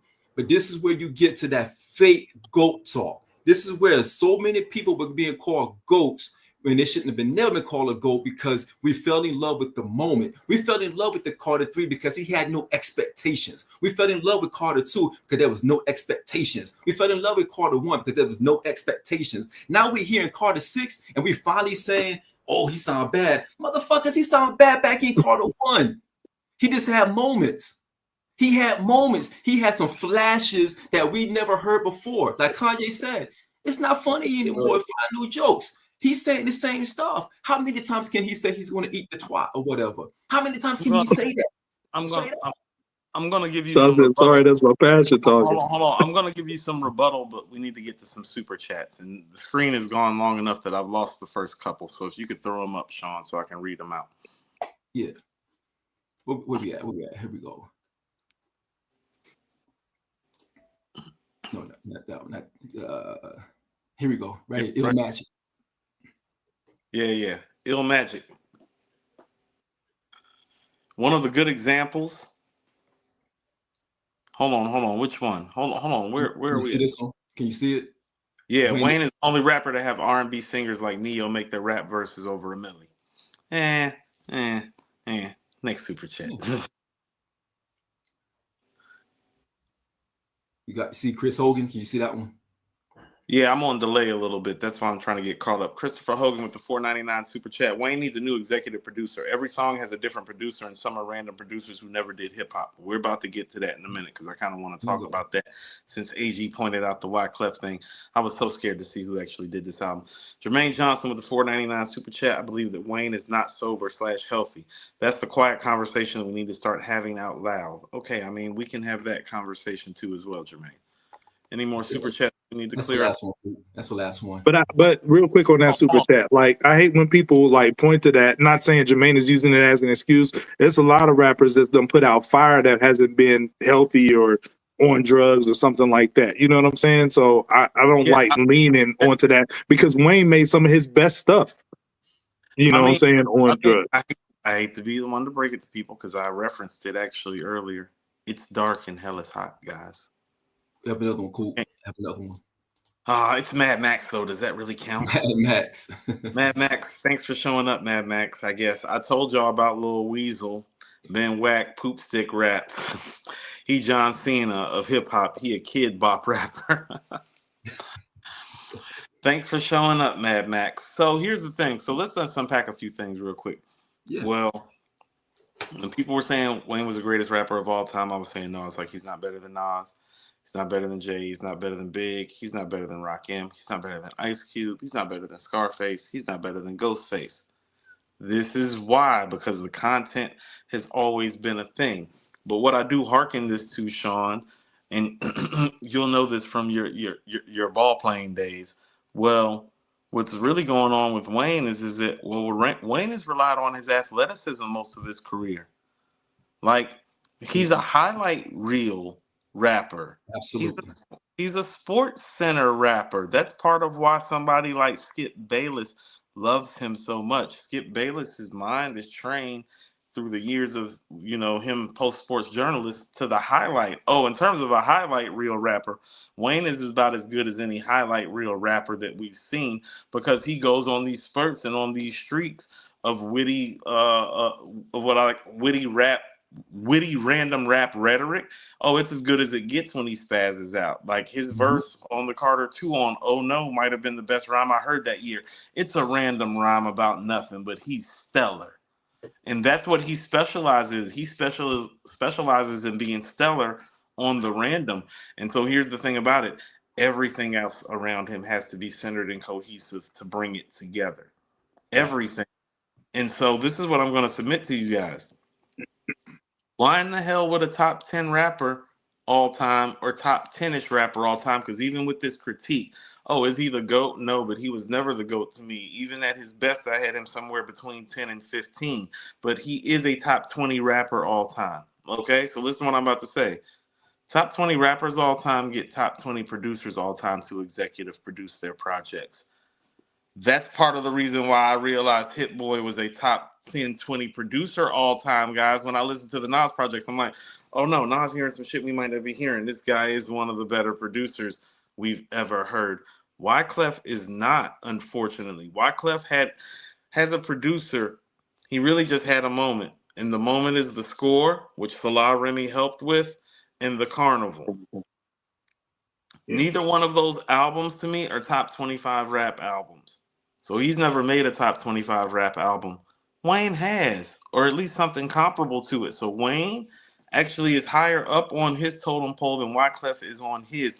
He needed to go get somebody that has an executive producer that works well with icons. Listen to the name that I'm about to go throw out. If you're going to go left field and pick somebody, no, pick somebody closer to the top if you're going to go left field. You're an icon, right? Listen what I'm about to say. Once upon a time, Mariah Carey called Jermaine Dupri. Right. Yeah. Jermaine It Dupri worked. is here in Atlanta, Georgia, from the South.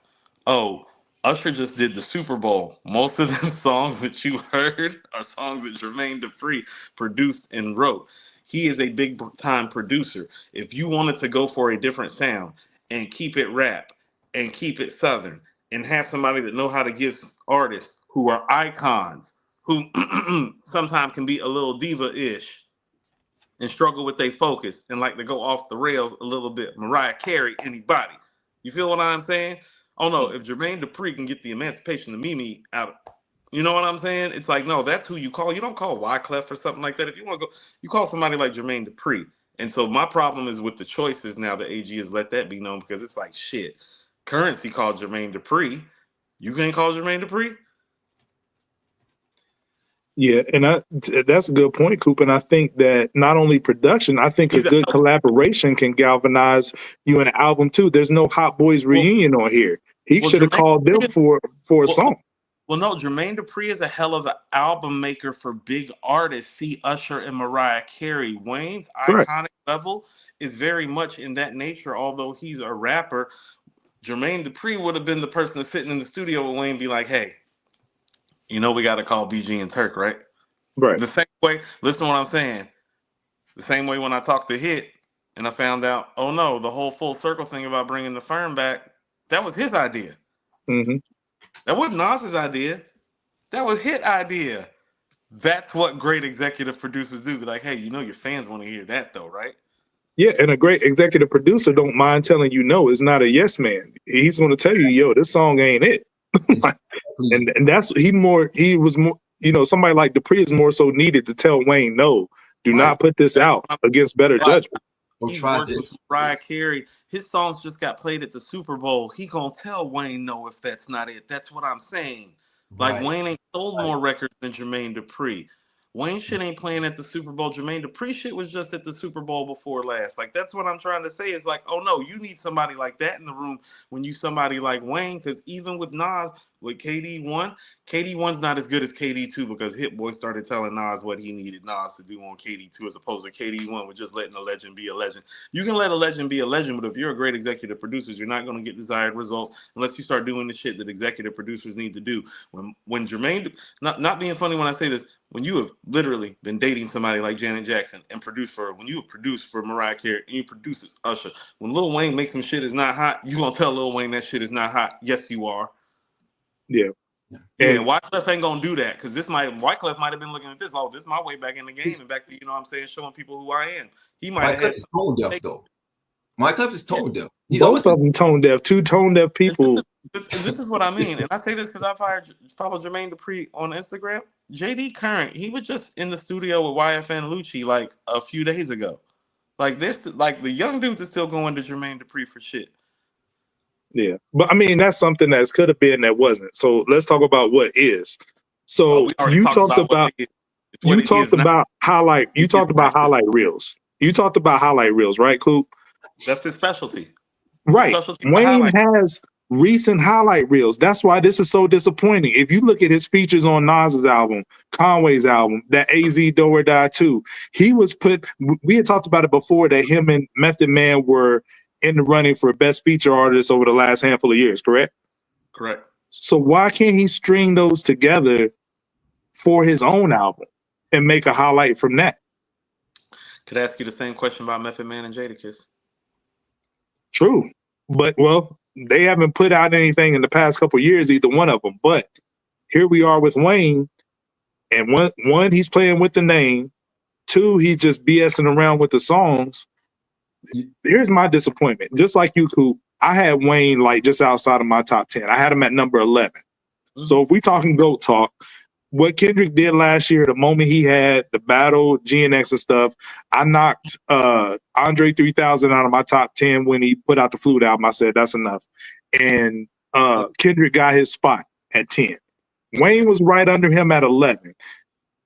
This album was so pivotal for myself. I was like, I wanted to be good enough to really be slapboxing with Kendrick Lamar for that number 10 spot. Now I'm questioning, do I bump Wayne down from 11 when Kendrick is okay and safe at number 10? Okay, so how about this? I share it. You know, AJ, you and I talk about this a lot and talked about it over the years that we've known each other. I think we share similar hip hop tastes. We have similar hip hop rankings for albums and for artists. Our rankings, independent of each other, are frighteningly similar. A lot of people talk about it behind the scenes, but we don't. And so I am like you. And even with all of the critique and analysis, and even with me feeling the way I feel about Mr. Morale, with the last year and a half that Kendrick has had, I had to comfortably place Kendrick at 10 ahead of Wayne specifically. Right. And so this is what I mean about him missing an opportunity, because what I needed him to do was not even engage in battle with Wayne. I mean, with Kendrick, but to make an album better than G and X, so Yeah, that better. 10 spot was a conversation where we And can say, let's not act like that would have been hard to do, because GNX is good, but it ain't that good where Wayne couldn't have outdid it. that's what I mean. The hurdle isn't that high to jump. It's not like we're listening to some seminal piece of work from that artist. It's literally, how about this? If you throw Mr. Morale out, that's his weakest album. Even for as good as it is, you would have to objectively say if Mr. Morale doesn't exist, GNX is his weakest album. I know you like Objectively, yeah, but I'm not a To Pimp a Butterfly fan like that. I like GNX better than To Pimp a Butterfly, and I would put GNX over Section 80.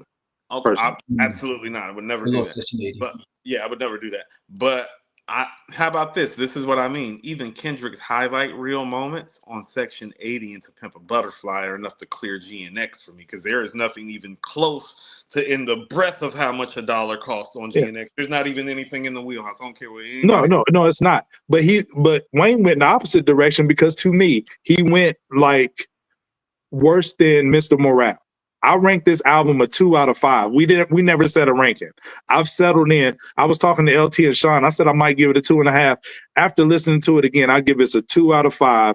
Bro added 2 more tracks. The one with Nicki, the NO remix, and then the one with Lil Baby, the Mama Don't Worry. And that didn't change my rating at all. I'm 2 out of 5. To me, put my stamp on it. This is the worst album by a GOAT conversationalist, you know what I'm saying, a contender or whatever. Because I say nothing else to me about Nostradamus, Mr. Morale, Kingdom Come. This makes Kingdom Come look like the Blueprint. Let's pump the brakes a little bit. Okay, so here's what I say, and this is what I was wanting to say to finish my thought just about the ranking. I had placed Wayne ahead of some guys like a Redman. Like specifically a Redman, a Jadakiss, and a Raekwon. This album makes me want to put those guys ahead of him, which would put him back closer to 15 than 10. Okay. I do think this album is that kind of bad, though. It's okay. It's okay to do that. I promise you, it's okay to do that. Okay. I think it is, because we're talking about a rapper who never really had a point. And we're asking for him to have a point. Damn, you smoked that. Straight up. When do see, this isn't about having a point per se. Although I get what you're saying, because you're saying he's the only guy. You're saying he's the only guy. You're saying he's the only guy in these rap conversations that really don't be saying nothing. But what I'm saying, that's exactly what I'm saying. But what AG was saying about the features, it's easy to smoke a feature, right? But listen to what I'm saying. There's still space for him in that space. That's part of how he ended up in that space, because there's nobody in that space that does that. That's part of how he got the gap. That's his lane. And I'm glad you said that. But what he's compared to the field. Think about the field that he's compared to. See, and this is what I mean. So here's what people are going to tell you. On some rap shit, he's comparative to the field just bar for bar, because he can stand toe-to-toe on Nas with a track like Icons. He can stand next to a Jay on Mr. Carter. And so, no, he can rap like that. He cannot execute the album the way those guys can consistently. And I think that's what we're finding out. This isn't about the nothing as much as it's about the execution of the album, because now if we're actually looking at his albums, let's actually look at his albums in terms of all-time great rappers. If the Carter, because I still think his best albums are the Carter 1, 2, and 3. Well, if that's your 1, 2, and 3, you got the weakest 1, 2, 3 this side of the Jadakiss and the Method Man of it all. You feel what I'm saying? And that's why I had him ahead of those guys. But because of that, you can't put him, and this is what I've always said, well, you really can't put him ahead of T.I. You really can't. I don't think the Carter 1 is better than Takao or Kiss the Game Goodbye. I'm just saying that's what I mean. But here's the thing, Carter 2 and 3. How about this? But that's his third weakest album, but it's comparable to some of their best stuff. His two, like, the Wayne's best 2 albums clears Meth and Jadakiss's best 2 albums, like, by a very wide margin. I would disagree. I disagree on that. I disagree. I'm sorry. What's Jadakiss's second best album? Because it's not fucking with the Carter. Yeah, that's not anywhere close to the Carter 2 or Carter 3. I'm sorry, guys. You think it is? No, not Kiss of Death, but I think Kiss the Game Goodbye is comparable with Carter 3, but Carter 3 is just a bigger moment. He's got But one to your album. point, that's a 2 album versus a 1 album. Right, and same thing with Meth. That's what I'm saying. So he clears those guys, But and this goes to your point, Sean. But I've never said that he clears an Ice Cube or a Scarface. I've never said he clears a Ghostface. I've never said that he clears a Rakim, a KRS. I've never said that he clears these guys. It's been other people saying that he clears these guys. Right. I think this just provides some clarity to the fact that he may not clear those guys, but it's always been that way for me. I just thought he's been exceptional at what he does what he does. Right, but cool. But remember last episode where I was talking about we got to be careful when we rate people's discographies and catalogs because we have to clarify what we're counting.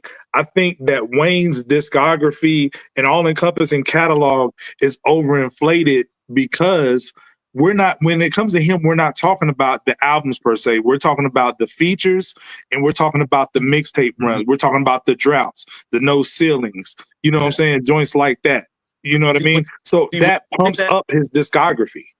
Okay, so here's where it feels like a bias. That's how most of us down here feel about Jadakiss. Tell me what the difference is. Right, which makes their catalogs comparable because Jada is a top 5 feature artist. Wayne is a top 5 feature artist. So is Method Man. Method Man don't got the mixtapes, but Jadakiss's mixtape catalog is comparable to Wayne's mixtape catalog. But this is what I'm about to say. Even for all the nonsensical rhyming, but then when we go to the tiebreaker, which is the album catalog, Wayne clears Meth and Jada. But even with the nonsensical rhyme, and that's why I'm saying, like you just said it yourself, those other things are comparable, but we all know that they don't have no Carter 2 or 3. Like their best stuff might be comparable. So you have to so even with all the nonsensical, you still have to give that to him though. Having 2 strong albums out of 16 is not good math. But it's still better than Method Man and Jadakiss's math. But it's still is it though? Because I would take both first 2 Lox albums over any Hot Boys albums because he a part of a group too. I prefer We Are the Streets to the Hot Boys We Are on Fire, but I find them to be comparable albums. I think their discographies are comparable, and Wayne got more material, but when you shooting at a low clip and not a high clip, there's a lot of misses there. It dilutes it. That's kind of my point. It's like, why put this out? It's diluting what you had before. You playing with the name. The Carter series had a lore to it up until this, and this is supposed to be the last one, if I'm not mistaken. He peaked on 3. 1, 2, or 3 are all quality. 4, like you said, Coop, has its moments. It's pretty good. 5 wasn't that great, but I still revisit some joints on that. 5 wasn't a disgrace to the series, but you look at this joint, it should not even be named a Carter, at all. He should have said this was I'm Not a Human Being Part 3. It does feel more mixtape-ish than it does album-ish. Those are the risks that you run with a Wayne album. It is more of a dice game. I just feel like what he personally does well, he doesn't do as well anymore in album format because he's not the same athlete in his prime. That's why I was like, well, no, he's always relied on his athleticism as an artist, not his fundamentals as an artist. He's never really had a post game. He's never really shot the ball off the glass. He's always been crossing the ball over and driving to the hole and doing some spectacular move and getting an and one. That's his game. He get about 25 points a night like that for about 15 years. It's just, oh no, he can't summons that anymore, which makes the people around him, the executive producer, the other artists that contribute, the process of the album, so much more important. And so when you're saying it's the same guy, it's like, nah, Sean, that's like saying Dwayne Wade at the end was the same guy. That's what I'm saying.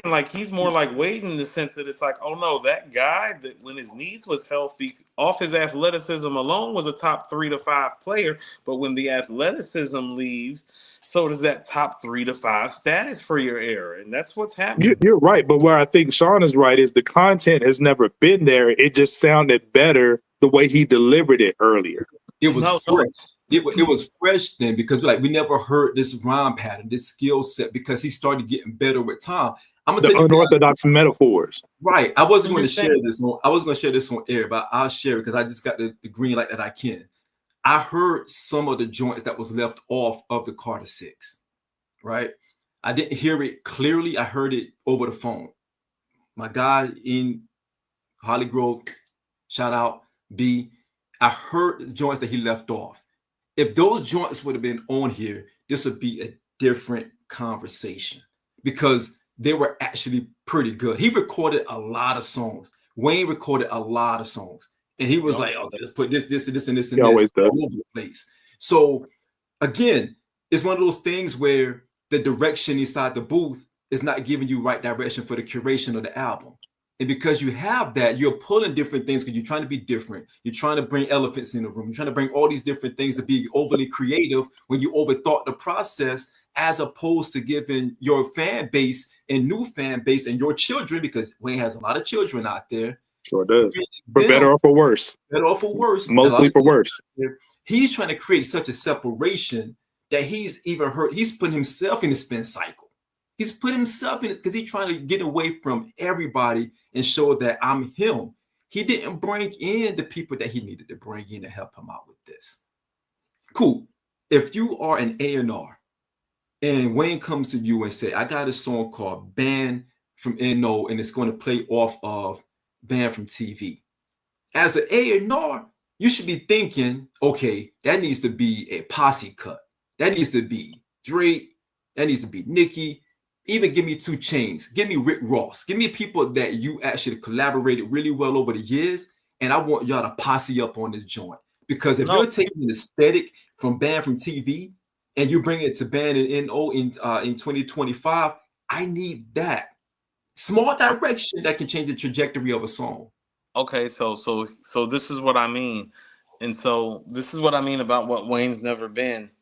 Wayne's never been the type of guy. Like, how about this? Wayne in a lot of ways is an industry executive's dream because he really does just want to go in the booth and rap. You understand what I'm saying? Like, and nothing else. And there is something that I like about that that's very microphone fiendish. That's not necessarily best for album making. And so what I would tell you immediately when you said Banned from NO, I said, this is the perfect moment. Forget that. Talking about Banned from NO. If you're talking about Banned from NO, go ahead and unite NO. So here's the first 2 people need to be on the track. Master P and Baby. You feel me? That's me as an A&R thinking, if you make me a song Banned from NO, I want Master P and Baby on the record. Man, I ain't want to hear Master P and Baby on Banned from NO. What do you want to say? That's what I'm saying. See, that's what I'm saying. The person that's executive producing the project needs to be concerned with the moment, not with the minds of just, you know what I'm saying? You saying don't nobody want to hear that? No, that would light the whole fucking city up. So don't say don't nobody want to hear that when they would light that whole city up. Like you talking about making a moment that would light the city up, talking about Banned from NO. That means all the niggas from NO need to hunker down. That means you go ahead and pull Baby and P together for the first time. You talking about on some rap shit, not wanting to hear him. I'm talking about creating those moments because Wayne needs moments, not niggas on some rap shit. He's on some rap shit. Since we're all playing, he needs moments. He needs moments. Don't you know what I'm saying? All right. So to create a moment, like since we're all playing A&R, I'm gonna take the same song for example. If it's me, number one move, we talked about the production. Number one, move I'm doing for that song. Instead of getting somebody else to do it, I'm calling Swiss to revamp the same beat. You know what I'm saying? Number one, we've had, funny stuff to say about Swizz on the show, whatever. I'm not having somebody else try to redo that. I'm calling the guy himself because some of the lore behind the original Banned from TV is the original beat drop never came through. They kept rhyming over the, the loop that was playing in the beginning. It's another beat that's supposed to come into that, but they fell in love with the introduction part that Swizz kept looping up. So I would call Swizz and like, hey man, give me that other part of the beat, and then I want this, you know what I'm saying? I would piece it together like that, number one. Number two, we got the remix with Nicki, and Nicki did her thing on the remix, and she had a shot at Jay, the NFL, and Rock Nation. So I'm, like Sean said, I'm using that as a posse cut. I'm getting Drake to rhyme beside me on that. I'm getting Nicki, and Wayne was so disgruntled about being left off the Super Bowl stage. The song is called damn Banned from NO. You know what I'm saying? So I'm approaching that record, because everybody was talking about that. The way Wayne should have approached that record was how Jay-Z approached Ain't No Love on the Blueprint. Addressing everything, you know what I'm saying, all the hate he was getting or whatever, saying that he shouldn't be on that Super Bowl stage. So that's how he should have did that record. It would have created a moment. He wouldn't have been tone deaf and was addressing something that everybody wanted to hear from him anyway, because we wanted to know his thoughts, instead of just sending out this heartfelt message where he about to cry on camera about losing the Super Bowl. Put it in a song, man. Rap it, and then get a posse cut behind it with the trinity of Young Money. Get Drake, get Nicki on there to say that piece too. That creates a major moment, but it starts at the production. Go call the man Swizz himself instead of a B-list producer. I ain't gonna say B-list. I don't even know who did it, but to do the track, I'm calling Swizz to do it. Now that would have created a moment. Now, granted, if all that would have happened, it still ain't saving this album. I'm going from a 2 to a 2.5 if that happens. They're going 2.3. We got a bunch of super chats, fellas. I don't want us to get too far behind on it. Yeah, I'm already behind again. You're going to throw him back up again, brother. Mad Max, he's not better than Jules, just more popular. Okay. Jules, yeah. Jules was on the rise. Pause. I was wanting that collab album too. Cam Porter, Wayne doesn't have an album better than TM 101 or King. Arguable. That's Mad Max. He's not a top 20 rapper, Coop. He's not better than Juelz. He is better than Juelz. Juelz is not in this conversation, and Wayne is a top 20 rapper, and this is why I don't respect Mad Max. Thoughts: Push a better rapper than Wayne all time, not close. Wayne's higher all time, and I prefer Push. So yeah. Christopher Hogan with the 199 super chat. Rakim last album was just as bad, respectfully. That would be the one. It's neck and neck for a GOAT Conversation worst album. Rakim and Lil Wayne, they are at dead bottom. It's them two slap boxing for the worst. Right at the bottom with Kendrick's little trashy. Hell no. Man, listen, Mr. Morale smacking both of them albums. Album's very sassy. He can't smack anybody with that album. He's in therapy. This one and this two better than both of them albums. The whole time. He's looking for medication and healing. AG, what's your top 10? Where do you rank LL and M? M is higher.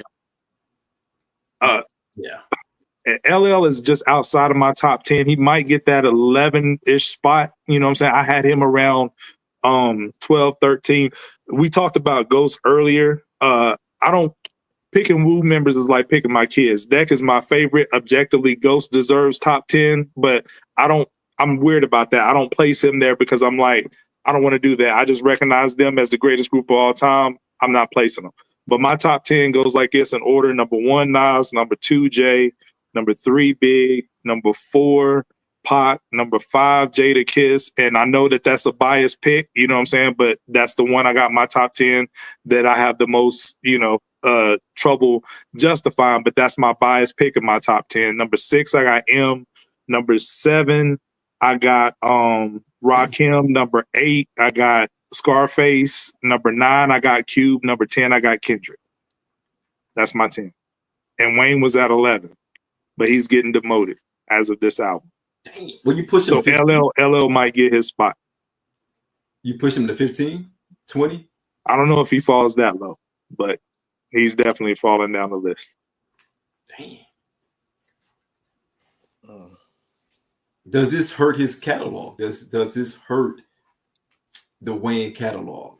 But to my point, like, how good was his catalog really? Because we count features and the mixtapes. I think that we need to properly say, yes, that's why we held Wayne so high, because the Drought and all those series of mixtapes was better than most of the stuff that anybody else was putting out. When he was taking stuff like Show Me What You Got, those songs, and making it his own, where you forgot about the J version, that's the Wayne we fell in love with. It wasn't necessarily the albums that he was putting out. Although the Carter 2 and Carter 3 are very high quality, I think it's more predicated on the mixtapes and the features myself. What say you, Coop? I just think that okay, so This is what I'm saying. Trash the album. Don't trash his legacy. Like let's be very honest. When you're talking about getting adjusted and hearing with him, people need to understand this. And I say this respectfully. He's been around almost as long as Jay, pretty much. Yeah. Like he's been around just as long as Jay. He's outlasting Jay right now. Like he might look up to Jay, but he's been around just as long as Jay. He's just younger because he's closer to our age, and Jay's about 8 years older than us. You know what I'm saying? But if we got smoke for all these other legends putting out bad albums, like, and I don't mind. granted, you said it was bad, but I'm not gonna cop no pleas for it either. I don't mind. I don't mind giving him no smoke for making the bad album. When Rakim made the bad album, I was like, oh no, that hurt. When Kendrick made the Rakim shouldn't be producing either, by the way. We talking about bad beats. Like Rakim stick to rapping. I'm sorry, I love you. yeah. He should stop making beats a long time ago. Talking about that was more of an album I made for producers on some Dr. Dre style. I was like, oh well, don't try to be Dr. Dre, be Rakim. Yeah, because you're not gonna be Dr. Dre, be Rakim. But I will say this is that I don't think that this is an opportunity to necessarily blast him with vitriol because it's like this is what I'm saying. Oh no, most of these guys that we're talking about, oh no, he been outperforming them the last 5 years. He been outperforming Ghostface. He been outperforming Scarface. He been outperforming all these Jada Kiss. He been On outperforming all of these features. guys. Period. Period. He been outperforming these guys. Period. It don't matter if it's a feature or not. He been outperforming these guys with the exception of Nas. So like, let's not act like that part of it didn't just happen But because what this album. projects would you reference though? If you No, doing that, what reference do you have for those other artists? Is my whole point. Because if Meth Lab is your best reference point, I tell you, give me all of Wayne's features the last 5 years over that shit because it's true. That's over what Meth Lab, huh? over Meth Lab. Yeah, isn't that But Meth But Lab that's album? comparing apples to oranges. We got to compare Wayne's features to Meth's features to I would compare apples to apples. I would give you Wayne slightly if we're talking the last I think 5 it's close. I think it's close. It can go either tell you way. Wayne. I would tell you Wayne though. It's definitely Wayne over Kiss. It's definitely Wayne over most of these guys except for Nas, just off the features. So we can't just discredit or discount that because part of our disappointment is because the excitement was built up based on what we've been hearing from him On the MC features. the last 5 years. Right. Let's act like that part didn't happen. Part of my disappointment with J. Cole is based on what, guys? What I've been hearing feature-wise the last 5 years. I'm like, oh shit, you was smoking the microphone like this thing? Like what the album gonna sound like? Well, it might delete later. Kind of got trashed just because of the apology, but might delete later was a way better quality album than Carter 6. Let's not do that. Oh yeah, no. It's way better than that. Now if we talking about Cole, no, Cole shit been better because the off season and might delete later are better than this shit though. Yeah, And off some of season too. Yeah. yeah, but I didn't bring Cole up, but I'm saying some of these other legends that we're talking about. Oh no, the only one that we can say clearly is outperforming him is Nas, and so we need to be mindful of that too. That's Jay included in that. Not being funny, it's like when did Pusha T make Daytona? 17. Okay, it was it's 17. almost dry, and it's almost dry came out in what? That was 21. Okay, give me Wayne's last 5 years over Pusha's last 5 years too, and everybody knows who I prefer. That's what I'm saying. Let's not Well, take the one Wayne out. had how much did you like The Funeral? The Funeral. Yeah. It's okay. I mean, that's his last effort. It's just okay. And then the Carter 5 before that, just okay. Slightly above okay, like better than The Funeral, but not much. You know what I'm saying? Right. There's nothing to write home about. And the most memorable thing off The Funeral was a track. I know you said Kendrick not known for his features, but the Mona Lisa with Kendrick Lamar was the highlight of the album. That's fair. I'm just saying we can't just sit up there and act like this one. How about this? When Kendrick made that one bad album, first of all, y'all tried to tell me it was good, and GNX is proof positive that album is not good because GNX is far superior to that album. But what we didn't do, and people got to forget, I was even mindful of this. I said it made me question whether he should be in the top 10. I didn't say slide the nigga back 4, 5, 6, 7, 8 slots after Mr. Morale. No, I did not. I said I may have to move him depending on what. Look, dependent upon what other people are doing. That's why I'm telling you, it's like, well, other people are not doing shit that Wayne should go, but so far, Well, while we're here, where do you have both of them ranked currently? After this album, I'm gonna be honest with you. I have to listen to this album again to hear how I should rank Wayne, because to be honest with you, you got somebody like Redman who just did drop a project the other year.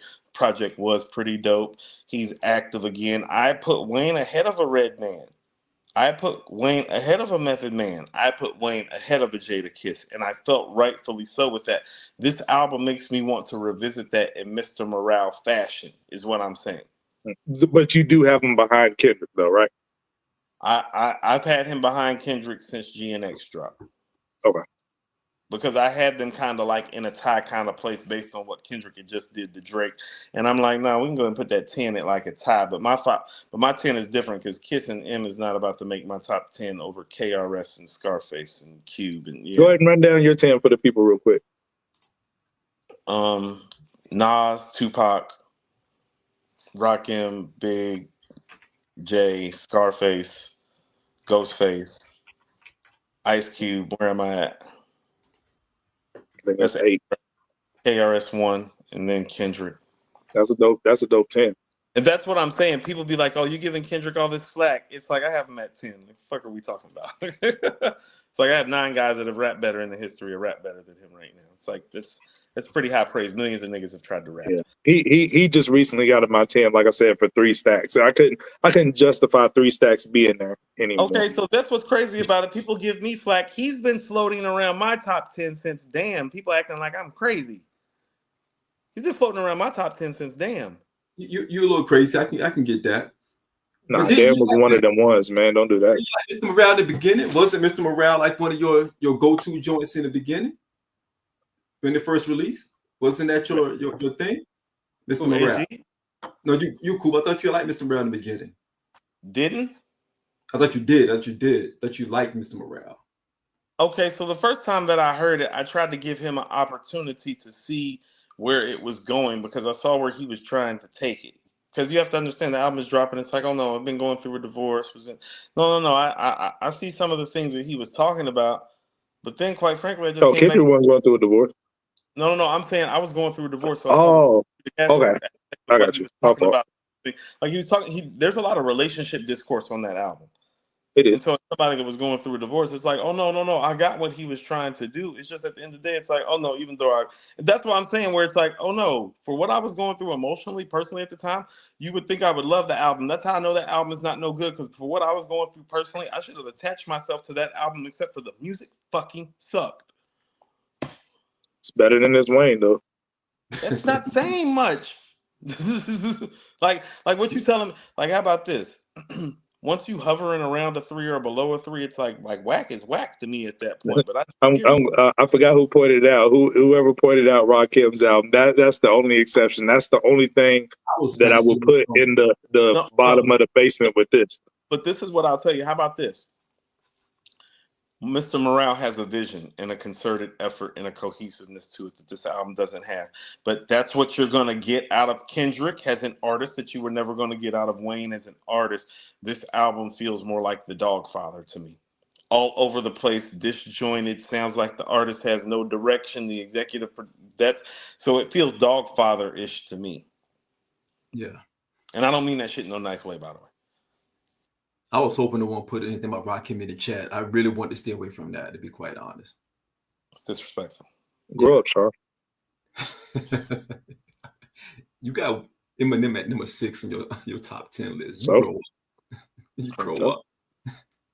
Crazy. I did we ain't scared to talk about real things, dog.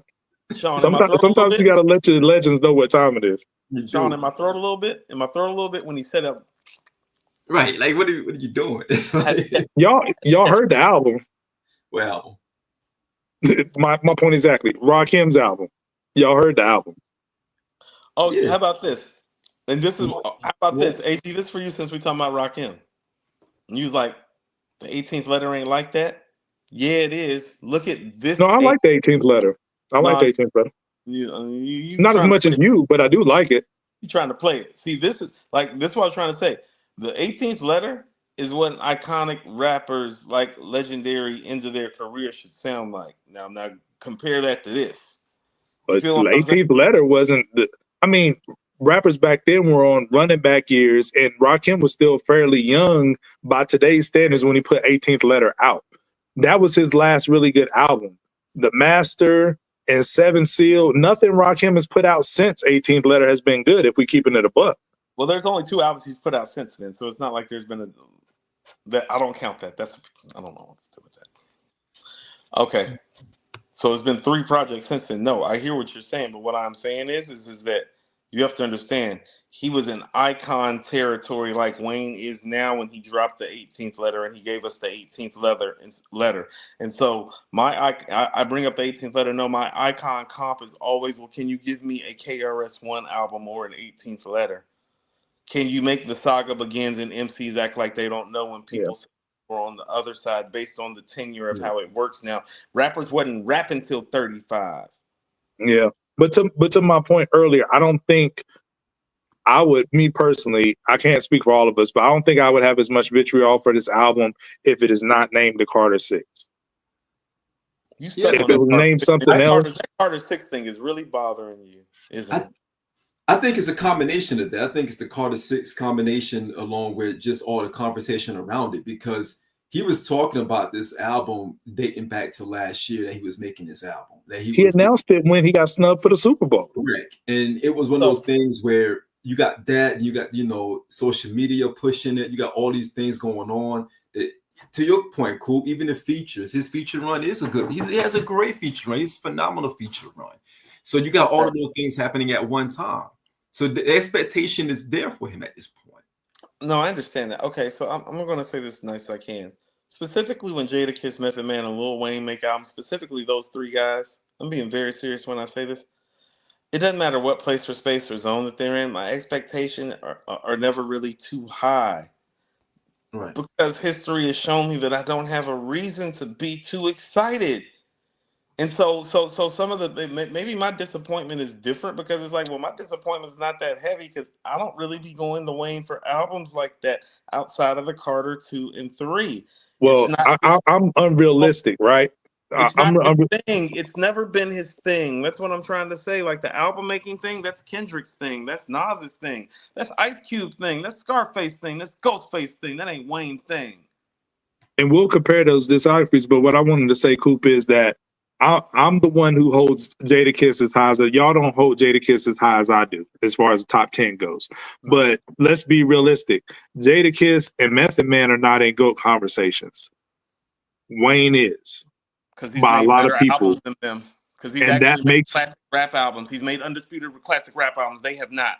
That sets the bar higher for you. That sets the bar for, you know what I'm saying? If as lot is expected, then what's the saying go? To much is too much is given, much is expected. Right. To much is given, much is expected. That's what I'm saying. Him other 3 is the only one in GOAT talks. That's why this is so jarring when he puts out a trash album like this. That's fair. No, that's fair. You're absolutely right. He's the only one of the 3 of them in GOAT talks, so he deserves more flack than they do. That's fair. But I do feel like he's in GOAT talks because the Carter 2 and 3 are superior. Like to me, it's like this. Kiss the Game Goodbye and Tikal are 4s. The Carter 2 is a 5. The Carter 3 is a 4.5. It's not a conversation for me. At least for me. I think he's in GOAT talks more because of the mixtapes, personally.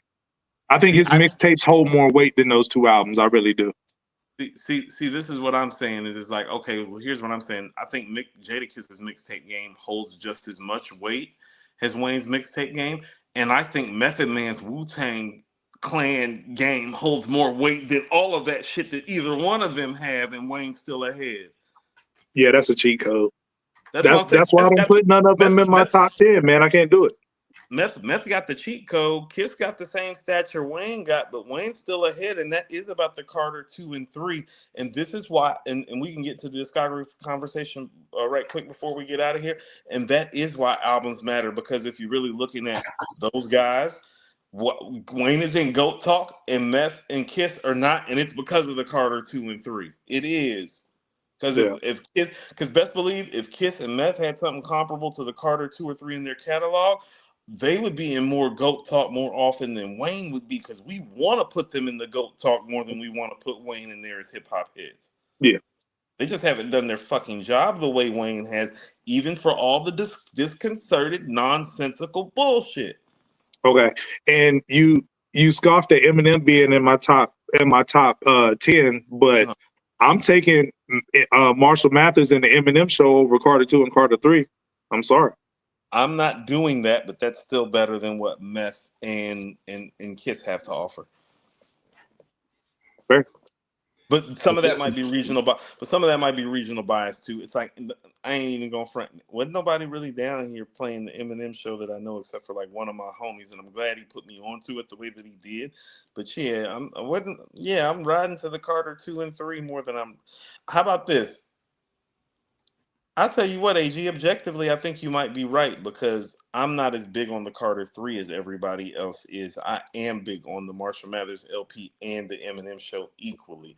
I do have a level that I go to. It's like the Carter 2 is here for me and the Carter 3 is here. I do think the Marshall Mathers LP and the Eminem Show are both like comparable classics. It might give him the notch, for, the check mark for Yeah, consistency.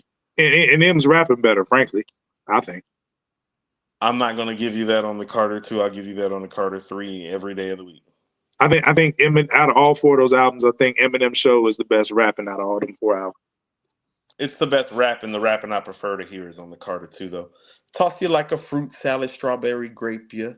They Hey yo, ball they can, and I'm balling by nature. Addicted to the game like Jordan and Peyton.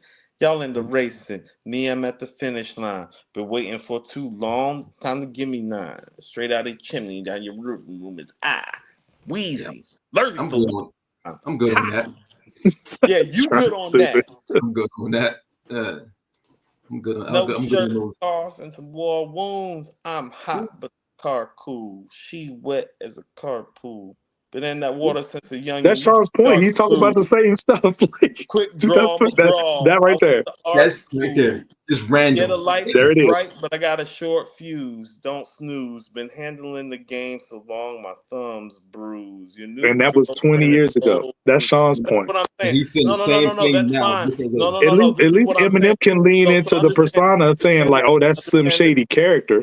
Understand this. When other guys get into the bag that made them iconic, 20 years later, we revere it. So don't be so quick to knock Wayne for it. You come off as a hater when you do that. If you're Nah, give an saying that's what example. he was doing, no. If you're saying that was what he was doing 20 years ago when he was Yeah. at the top of the rap game, then don't knock it 20 years later. That's what put him at the top of the rap game. Just No, because you it didn't has like to it, be growth no. there. Just because you didn't like that it put it at the top of the rap game doesn't change the impact or the effect that it may have on other people that don't share those sentiments.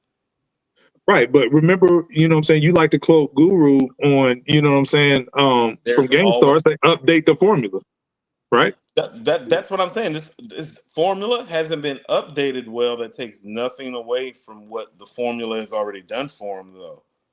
That's what I'm Right, saying. but Like you that's don't what get to Sean take was it saying. It's away. not working now. Yeah, it's not working now. Do you know how many other rappers I can say that about? It's just this album sounds worse. I can say that about most of these guys. It didn't work for Ooh. Rick Ross. It didn't work for Big Boy. It didn't work for Busta Rhymes. Even though Redman made a good project, Busta didn't work for Method Man. Guess what? Didn't work for Method Man, Redman, or Jada Kiss lately. It's not working right now for those guys. Busta Rhymes really fell Oh, off. I'm glad you brought up Redman. Did we feel like Redman disrespected Muddy Waters by his Muddy Waters too? Yes. That was a solid enough effort where we didn't scoff at that. That goes to my point of playing with the name. Don't play with the name. Actually, I do think he did Muddy Waters a disservice, actually, because when I go back and listen to the project, it doesn't have any staying power that says that it's an appropriate follow-up. No, I don't agree with that. I think it was solid enough, but barely. See, I'm on the other side of that. It's like, oh, you almost got me there with it. Almost, but no. Almost. So I'm on the other side of it, AG, just a little bit below. Not saying that it's not good. It's like, oh, you almost made me feel like it was the appropriate follow-up. Almost, though. Not enough. But I do think the name thing is important. I keep harping on that, but I can't stress that enough. Y'all rappers out here, stop playing with the names of y'all's classic stuff. Yeah. Unless it's viable connective tissue or it's up to the same level of quality to a degree. Stop playing with the name. Yo, we got some super chats. Terrence Hill. J trimmed the blueprint 2.1. Should Wayne do that? This is not a double album to start with, so there's no reason for him to do that. And it wouldn't help anyway. You're going to trim it to what, 3 songs? That's all I like. Christopher Hogan, Wayne should have used the producers from like Father Like Son. His name, T-Mix. He killed the production on the album. Then Wayne stopped using them. He's right. Like Father Like Son had great. It's a great project. I don't know. It's a really good project. But no, the production on there is stellar. And some of Wayne's better moments as an MC are on there because the production is stellar. He's also somebody that responds to production. That was part of his ascension, was that album there too. People don't mention that enough, but that was part of his ascension on that album. It was. Stunting like my daddy is his coming out moment as an MC to me. One of them, yeah. Yeah. Like for me, that was the moment where I was like, oh no. I was like, I can give it to him. I give it to him. He can have it. Yeah. Jermaine Johnson, why am I the only one that has Common in their top 10? Am I the crazy one or are y'all crazy? Common is in this conversation. A lot of people have Common in their top 10, bro. He's not in mine. Like Common would be in that next set of people. That next set of people has Wayne, Jadakiss, Meth, Redman, Common, Cool G Rap, Big Daddy Kane. Yeah, like there's like Common's in that grouping with those guys. Definitely. Yeah. Sage Trader, preach Coop, trying to. The Tabernacle's not responding. Jermaine Johnson, $4.99. The Light, I used to love her. Okay, Jermaine Johnson, we get it. The Light, I used to love her. 6 cents. Can I borrow $1? $1.999. And this is before we get to Be or Find It Forever. His Ye songs aren't even his top 5. First of all, The Corner's top 5. That is ludicrous, diabolical, disrespectful, off place, off beat that you would ever even dare say. Craziest shit I heard today. Corner's top 5. Tom's in a lot of people's top 10. I mean, he just don't happen to be in either one of ours. But how about this? He's one of those people who I think was in the top 10 right around the time when Wayne started ascending, Kendrick started ascending. You know what I'm saying? Like, he's one of those guys that's been caught up in the whirlwind. But we can have a conversation about, how about this? He's one of those guys that Wayne makes an album like this, and you look at a Method Man and a Jadakiss because he's blowing. How about this? Common is blowing Method Man, Jadakiss's, and Wayne's album catalog out the water. Is that fair? Yeah, Common got a top 10 discography for sure. Possibly top 5. Hey, Sean, you want to give the people your top 10 since me and Coop blessed the people with our top 10s and put the official stamp on it? Nah. Nas, Nasty Nas, Escobar, Godson. See how Sean don't want to stand on his word? He be dancing around. That's my word. And what you want me? That's my word. Nah, man. Nas, J, Big, Pop. What? Which J is number 2? Yeah, I'll put J. As in Z? Yeah. As in Mr. Carter?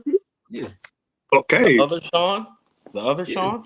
That's Great to God. All right, go ahead. Great to God. I'm sorry for interrupting. Put him up there, yeah. Wait, I thought you said Ghost was your number 2. That's my personal. Personally. Okay, I got you. Like me being unbiased. Nas, Escobar. Yeah, Nas Escobar. That's really what I want to go with. Those versions. Die line. Yeah, die line. Yeah, I'll put Facey in there, of course. I have Jada right at around 12 or 13 personally for me, straight up and down. I got Common around like that 10 or 11 spot for me personally. How about this? Common done made some whack projects that I think his whackness is comparable to this whackness. He done made some duds. They all do. They all do. Where do you got Pac and Kendrick? Where do you got Pac and Kendrick for West Coast stuff? No, I have Pac high. I have Pac in my like number 5 or number 6. He said Pac. I didn't hear it. My fault. Yeah. And where do you got Kendrick? Don't crack your top 10. He doesn't. Not yet. Do you have him higher than Wayne? Yes, by hair. Hey, let me ask something. Do y'all have Drake higher than Wayne? No. Okay. No. I got the game. If I'm being honest, I got the game slightly ahead of Wayne for my personal. I'm not mad at that. See, personally, I have T.I. ahead of Wayne. Personally, where do you got M, Sean? I would have him. To be honest with you, I have him in the top 15. I really do. I think that the front half of his catalog is too strong to hate on. Straight up. Is Prodigy in your top 15? My personal top 15, yes. Personal. I like that. I have my personal, but then I actually have like being unbiased. I don't want You know, people be like, yo, he's too New York. Nah, I like what I like. You know what I mean? Music. Jada is my personal pick within my surrounded my objective list. Like he's that's the buy in my top 10. Where do you got LL? Where do you got LL for Queens Get the Money? I got I would always have to have LL in the top 10. That's why I hate having lists, because I like to group them better than have an actual ranking list. Because too many artists, too many MCs to me are very important to me and important to hip hop at certain pillars. At some point, I don't think this should be in a ranking system anymore. I think when you get to a certain point, you're in the pantheon, you're a celestial now, right? You shouldn't even be in a ranking anymore. You want to know what? This makes me think, like, you know, we always do this job about making like these like objective rap lists because we always try our best to be fair and unbiased. I think we should make a personal rap list, like of our like rappers of all time. I think we should make a personal list. Yeah. Because the thing, like my personal list is different. It's like, oh no, like Scarface ahead of Jay. Like Scarface ahead of Jay on my personal list. Absolutely. Like, that's where I differ from y'all, because my list that I just gave is an amalgamation of what I personally feel and what I objectively feel. Yeah. So that's why the order is like it is. I don't like mixing my worlds. It's like I like the shit that I like to hear. It's like there are gonna be people on my list that it's like, oh no, I don't. Give me a good Arnold Palmer. So that's no. See, it's so like cool. Some days I want lemonade, some days I want sweet tea. So cool. Let's do this real quick then. Let's do this real quick, so we have to string it all the way out. Who is your number one MC, your number one rapper of all? No, sorry. Who's your number 3 personal? Your third personal, and why? For you too, AG, your third personal and why? If you could give a quick shot at to say, this is my third favorite rapper of all time, and here's why. Who would that be? Personally? Forget all the lists, whatever. Your personal number 3. I mean, so like I think at this stage I have Nas and Pac at 1 and 2, and so that would put Rakim at 3. So Rakim would be my 3. Okay. Like if we're talking personally, because Rakim is the guy that for me was the furthest ahead of the curve of anybody that I've ever heard. Right. Like niggas really didn't start rapping the way that he started rapping until 10 years after he started rapping that way. And so that stays with me. That to me is the definition of impact. And so that's why I have him personally ahead of Jay and ahead of Big, because to me doing that is more important than the shit that Jay Big did on the mic. Absolutely. Like for me, like it's me, for me, I'm into the genius shit. No, it's more important to me that you be 10 years ahead of the curve. That's more impactful to me. Facts. Like for me, and because sometimes when I think Big's impact is in relationship to his death, Jay's impact is in relationship to his business acumen. Rakim's impact is in relationship that I'm better than all of you. The purest form of hip hop. Right. Like how about this? No. I just rap better than you. Like that's and for me, that's still what it's supposed to be about. If I'm making my list, like does the motherfucker that you got on this list rap better than this other motherfucker? No, that matters as part of it, and nobody exudes that more than Rakim. And so it takes somebody either with supernatural talent and catalog, Nas, or somebody with supernatural talent and song making ability and poetry and impact that's greater than Rakim, Tupac, to put them ahead. Exactly. Like Tupac's impact is greater than Rakim's impact, and he's the only person that I feel comfortable saying that about clearly on some rap shit. Because Tupac really the one with the fucking kids around here. Because the whole rap ethos is based on the Tupac shit in modern day times.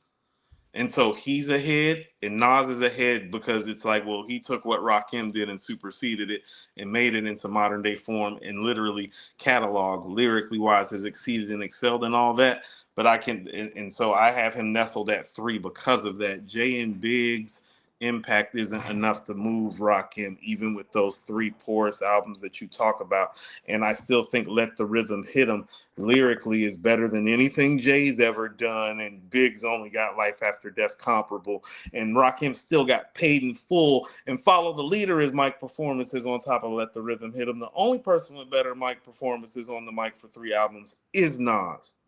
Absolutely. Still. He's got Paid in Full, Follow the Leader, and Let the Rhythm Hit Him. We need not ever forget that. How about you, The A? whole bar seminar, that comes from, how about this? The whole bar seminar thing, guys, that comes from a song that I recorded in Cali where I kicked the freestyle where me and my guy Obi, who was my producer, were talking about Rakim. We were like, all his shit is like bar seminars. That's where it came from. Yeah. Yeah, we were like, everything that this man says is like a seminar on rapping, and we were like, it's bar seminars by Yeah. Rakim. That's where all that shit came from. So like, even when we doing the bar seminar, no, that came from when I was an artist, Rakim. He was inspirational to me 16, 17 years after he had touched the microphone, where I'm sitting and think about this. I'm not in New York. I'm in Southern California talking to my producer who's from Sacramento. And we are both like, yeah, like that motherfucker. When he rap is like, because that dude from Sacramento, I'm from Charlotte by way of Atlanta, but Rakim to both of us like, oh no, when that guy rapping, I'm.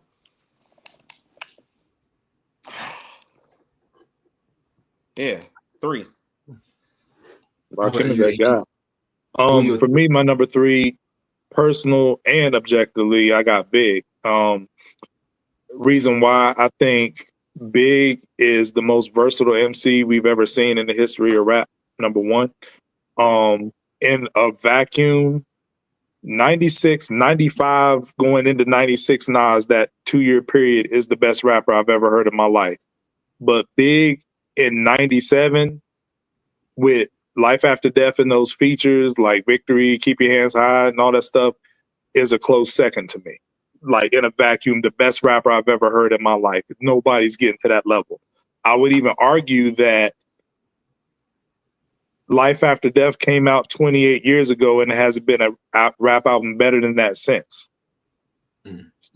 And also, my last point is Biggie was like lightning in a bottle because, you know, when we talk about basketball championships, Jordan got 6 rings, Kobe got 5, whatever. With those 2 classics, I compare it very much to Hakeem Olajuwon. You know, granted, Jordan was retired for 1 year and a half, but when Hakeem was at the top of the game, it was nothing like it. Like he was, I mean, it was just like phenomenal watching him play. So based off that 2-year run alone, what he did in the vacuum, if somebody said Hakeem Olajuwon's in my top 5 NBA players of all time, I'm not going to scoff at that. You know what I mean? I think it's well warranted. He's definitely top 10, but if somebody put them in their top 5, I'm not even tripping on that, right? And I think what Big did in his short amount of time is very Hakeem Olajuwon-like, if we're comparing it to like a player. But yeah, like in a vacuum, I just don't think there's been anybody better than 97 Big except for 95, 96 Nas. And personally, I don't have any album that I can think of better than Life After Death since Life After Death. So Biggie's firm at my number 3 spot.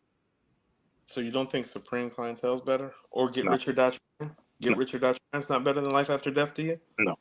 I think it I don't is. know if I agree with that. Yeah, I don't know if I. Yeah. I don't know if I. It is.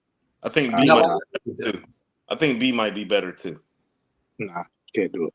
College Dropout? Nope. Good Kid, Mad. Not Blueprint, not Stillmatic. No, none of those. I don't know. I don't I know. don't know. Life After Death is a very unique album because we've never heard somebody rap so well in a variety of ways. Most versatile we've ever heard. That's what I'm saying.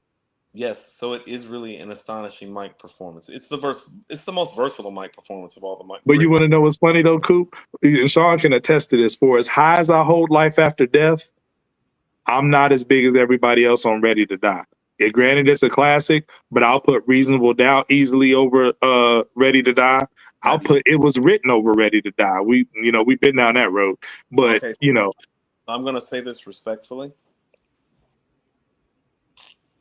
The problem with Life After Death isn't big, and listen to what I'm about to say. That production is very, very much just for its time outside of the street records. And so it's not holding up as well. I can kind of see that. Yeah, I can kind of see what you're saying, but I still love those records. Like if I play them now, I'm not like, oh, this is dope. It sounds dated though. I'm still vibing to those records. I think Life After Death, that's what I'm saying. We got to be careful about nostalgia versus what's like truly classic.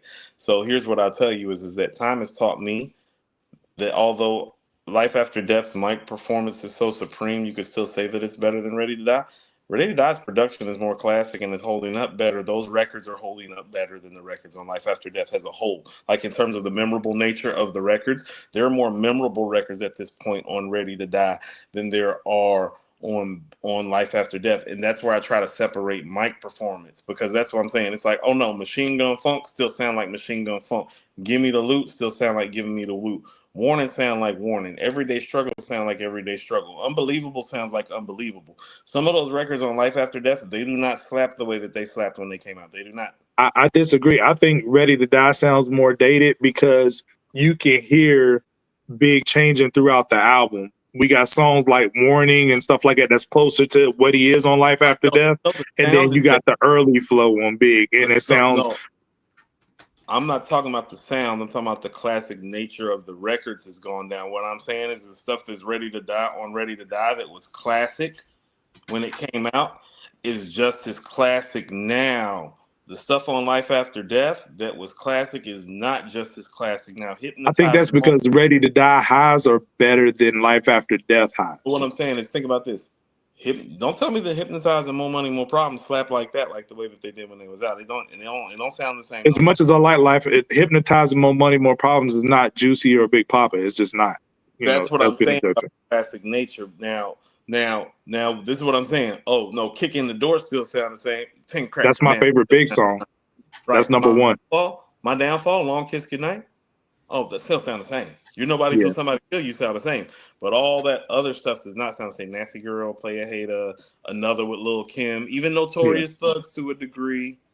Yeah, what he's doing on Kicking the Door, that's my favorite Big song. Like, you could present that as like, this is the best rapper ever. And I wouldn't even be mad at that. No, that's that. How about this? That's the first 3-verse song he has where you're like, that's the best rapper alive. There's your evidence. There's your 3 verses from him that give you evidence he's the best rapper alive. Absolutely. Kicking the Door is the first song he made like that, though. Yeah, and this is coming from a Nas fan who I've thought Nas was the greatest rapper I heard since '94 when Illmatic came out, and he's going at Nas on Kicking the Door, but I'm like, this might be some of the best rapping I've ever heard. But it's the first rapping ass rap song we ever heard him like that on. Like, where he's really like where he is intently like carving, like, oh, it's like he doing, oh, it's like, I've never really heard Big do that. Yeah, like, he's sous chef in that. Like, right. Like, oh, he flambe saute all day. Okay, yeah. No, he's like that. What about you, Sean? Who's your number 3? I just put a poll in the chat for It Was Written or Life After Death, and everyone is typing back saying they can't pick. Nah, y'all gotta pick. Yo, you gotta choose one. Between those two, I'd give the edge to It Was Written, because that backs up my claim. Like, that version of Nas is the best rapper I've ever heard, but that version of Big on Life After Death is the second best rapper I've ever heard. So but I've learned to separate rapper from album. That's why I still have Illmatic ahead. It was written. It's like, oh, is Nas a better rapper than on It Was Written? Yes. Is it better than Illmatic? No. Is Big? I like the polish though. I like the polish on It Was Written. Do you prefer It Was Written till Illmatic though? I listen to it more. I can objectively say that Illmatic is better, but I enjoy It Was Written more. The polish, the storytelling that he has on there. Like, to me, if you compare One Love, like where he's rapping on One Love to I Gave You Power, to me, that's night and day. Okay, so here's the difference to me, I guess, when it comes to stuff like that. There are some albums that when they randomly come up on my algorithm, a song off the album, it gives me the urge to play the entire album. And I don't know if It Was Written in Life After Death has that. Like, when Memory Lane comes on my algorithm, it makes me go, let me go ahead and just run the whole shit. When Murder Was the Case comes on, it makes me go, let me run the whole shit. Well, let me ask you this, because I think this is where the separator is. When you say you prefer Illmatic, is it off of what Nas is doing, or is it off the production, the masterful job that Premier and Pete Rock and all them did on the album? Because I think that for most people, that's the separator, because I think he's a better MC on It Was Written. No, I think that's why I've always discussed this. It's the Timeless timeless. themes. I know where you're going, but still. Yep. Okay, so you talking about what holds me to it? I relate to Illmatic on an individual and a personal level more than I relate to It Was Written. It Was Written is That's more fair. beautiful. It's more well written, and you can even say, from an MC perspective, more well executed. But it is missing some of the connectivity that Illmatic has to Mm-hmm. reach the person. To reach the person, it's like when he's talking on New York State of Mind, and he's talking about pick the Mac up, told brothers back up the Mac spit. Lead was hitting niggas when ran. I made them backflip. Heard a few chicks scream. My arm shit couldn't look. Gave Yeah. another squeeze. Heard it click. Yo, my shit is stopped. Tried to cock it. It wasn't shooting. Finally pulled It's it. more grounded. No, It's no, more no, no. grounded. Listen to the part that I related to because I'm like, now I'm jetting to the building lobby, and it was full of children. Probably couldn't see as high as I be. When he said that, I can remember one time we had heard some shots go off on West Boulevard, and the nigga that we thought was shooting had walked into the breezeway where we was sitting at freestyling, and my homies was smoking because I didn't even smoke yet. My homies was smoking. And when he said that, I remember that guy walking into the breezeway and us all feeling uncomfortable for a moment because my niggas was high. You know what I'm saying? So when he's talking about, I was jetting to the builder lobby and it was full of children, probably couldn't see as high as I be. Oh no, I was chilling with the niggas that was high, like in the breezeway that he talking. You know what I'm saying? And that's when it was like, oh no, the shit that's going on in Queensbridge, New York is going on in Queen City, Charlotte. It was that relatability that he said stuff like that, that if you was in the projects, you could relate to. Yeah.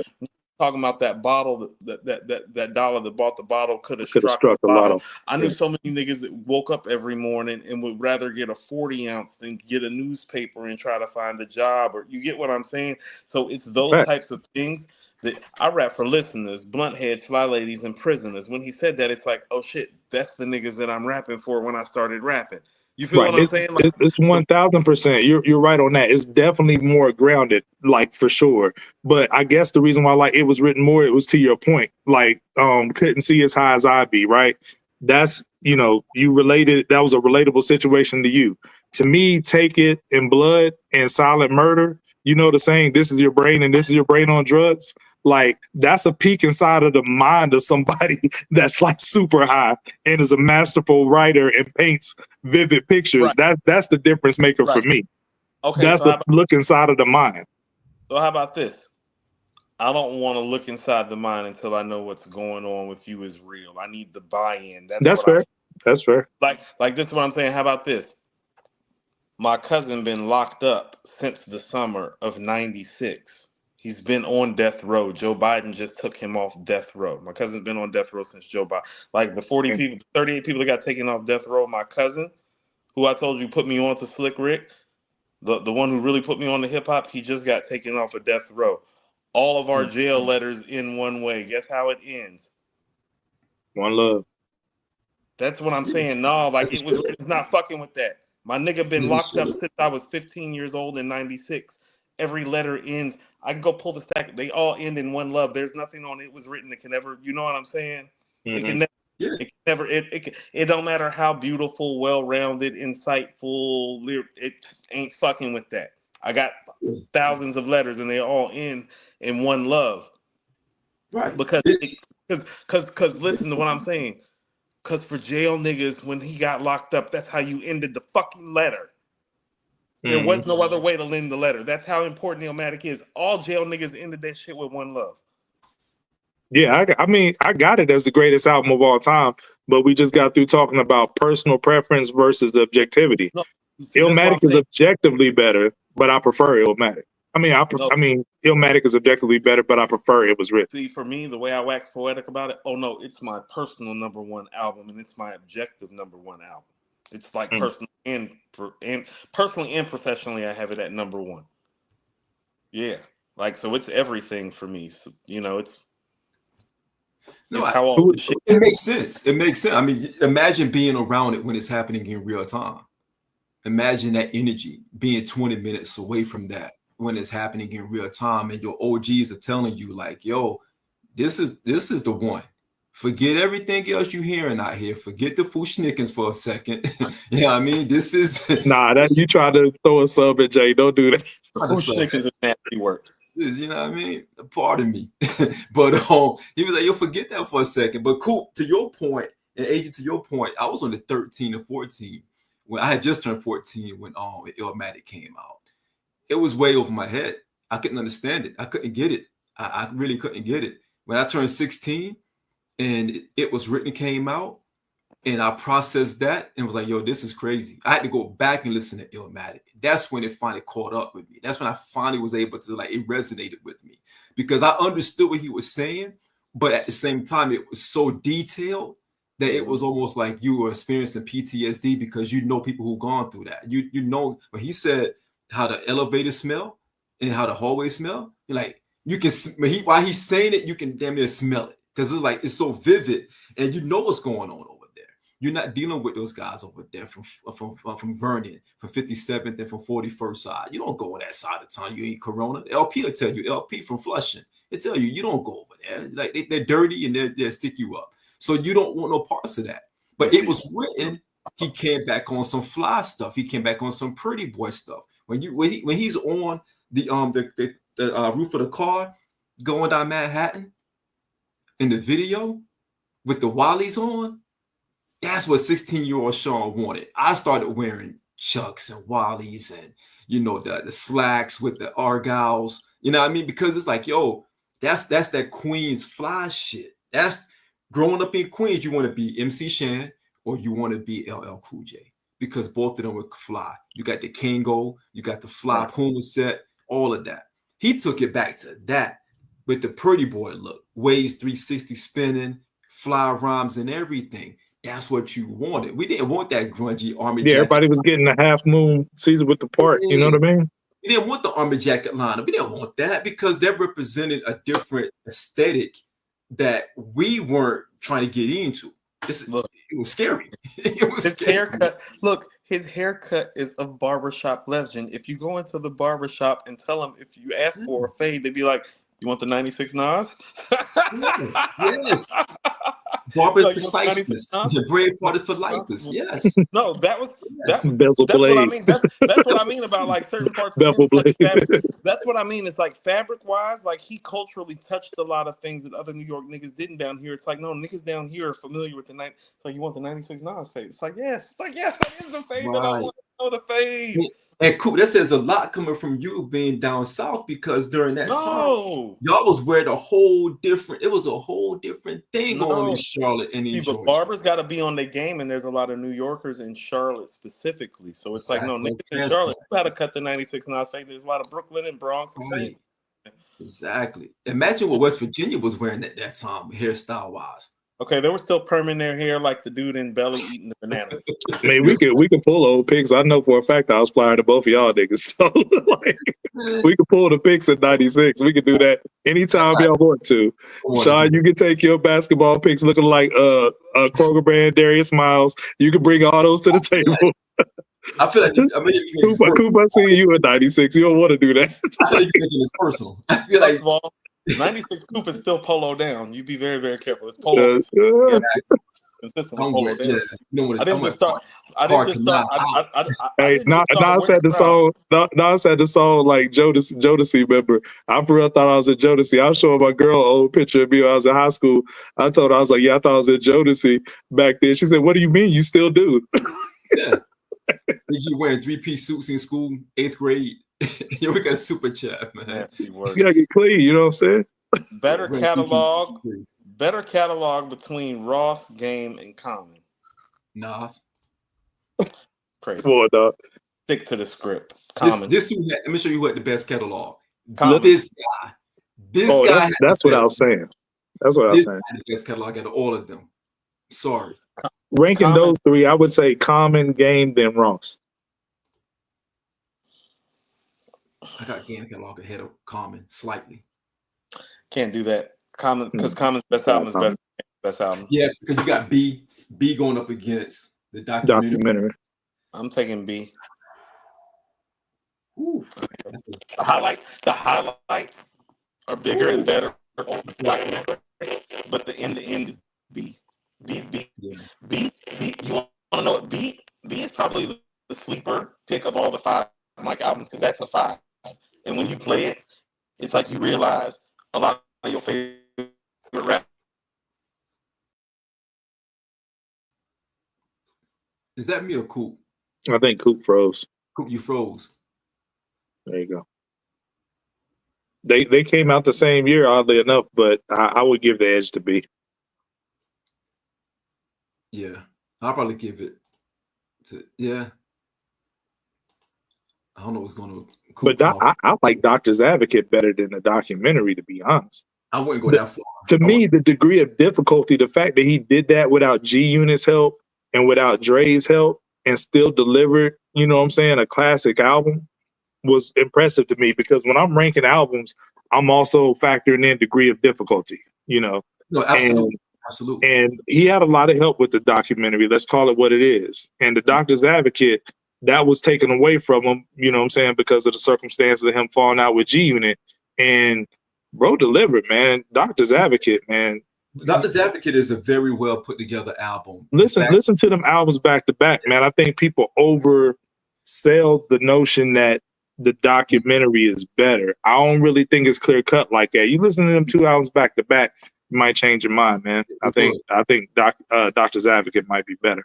Yo, while we got everybody in the chat and watching, like, share, subscribe. We love the engagement tonight. Like, share, subscribe. If you haven't subscribed yet, please subscribe. Like, share, subscribe. We love the engagement tonight. But yeah, we wait for Coop to come back before we close it out. But yeah, I mean, I think the Doctor's Advocate is a very, very good album.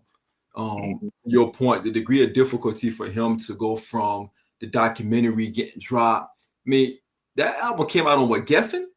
The documentary came out on Geffen. You mean the Doctor's Advocate? Doctor's Advocate. Yeah, it's Geffen. Yeah, so I mean, all his resources were pulled, man. The degree of difficulty was insane on that album. Yeah, even Busta sound great on that album. All right, now see, that's back when Busta was still making quality music, and you try to be disrespectful the Slick way, man. I said that's when he sound great. What do you mean? How am I being disrespectful, AG? It's not disrespectful unless you highlight. What's your name supposed to mean again? What'd you say? God is great. God is try great. to show Busta Rhymes some grace, Sean. Why are you coming at me though? Actually, remember when I talk about how rappers be treating me? You know what's really at the top of the list? Busta. All right, we got Lupe, we got oh yeah, Lupe gave it up to though, cool. We got Pusha. First of all, Lupe, we got Cannabis.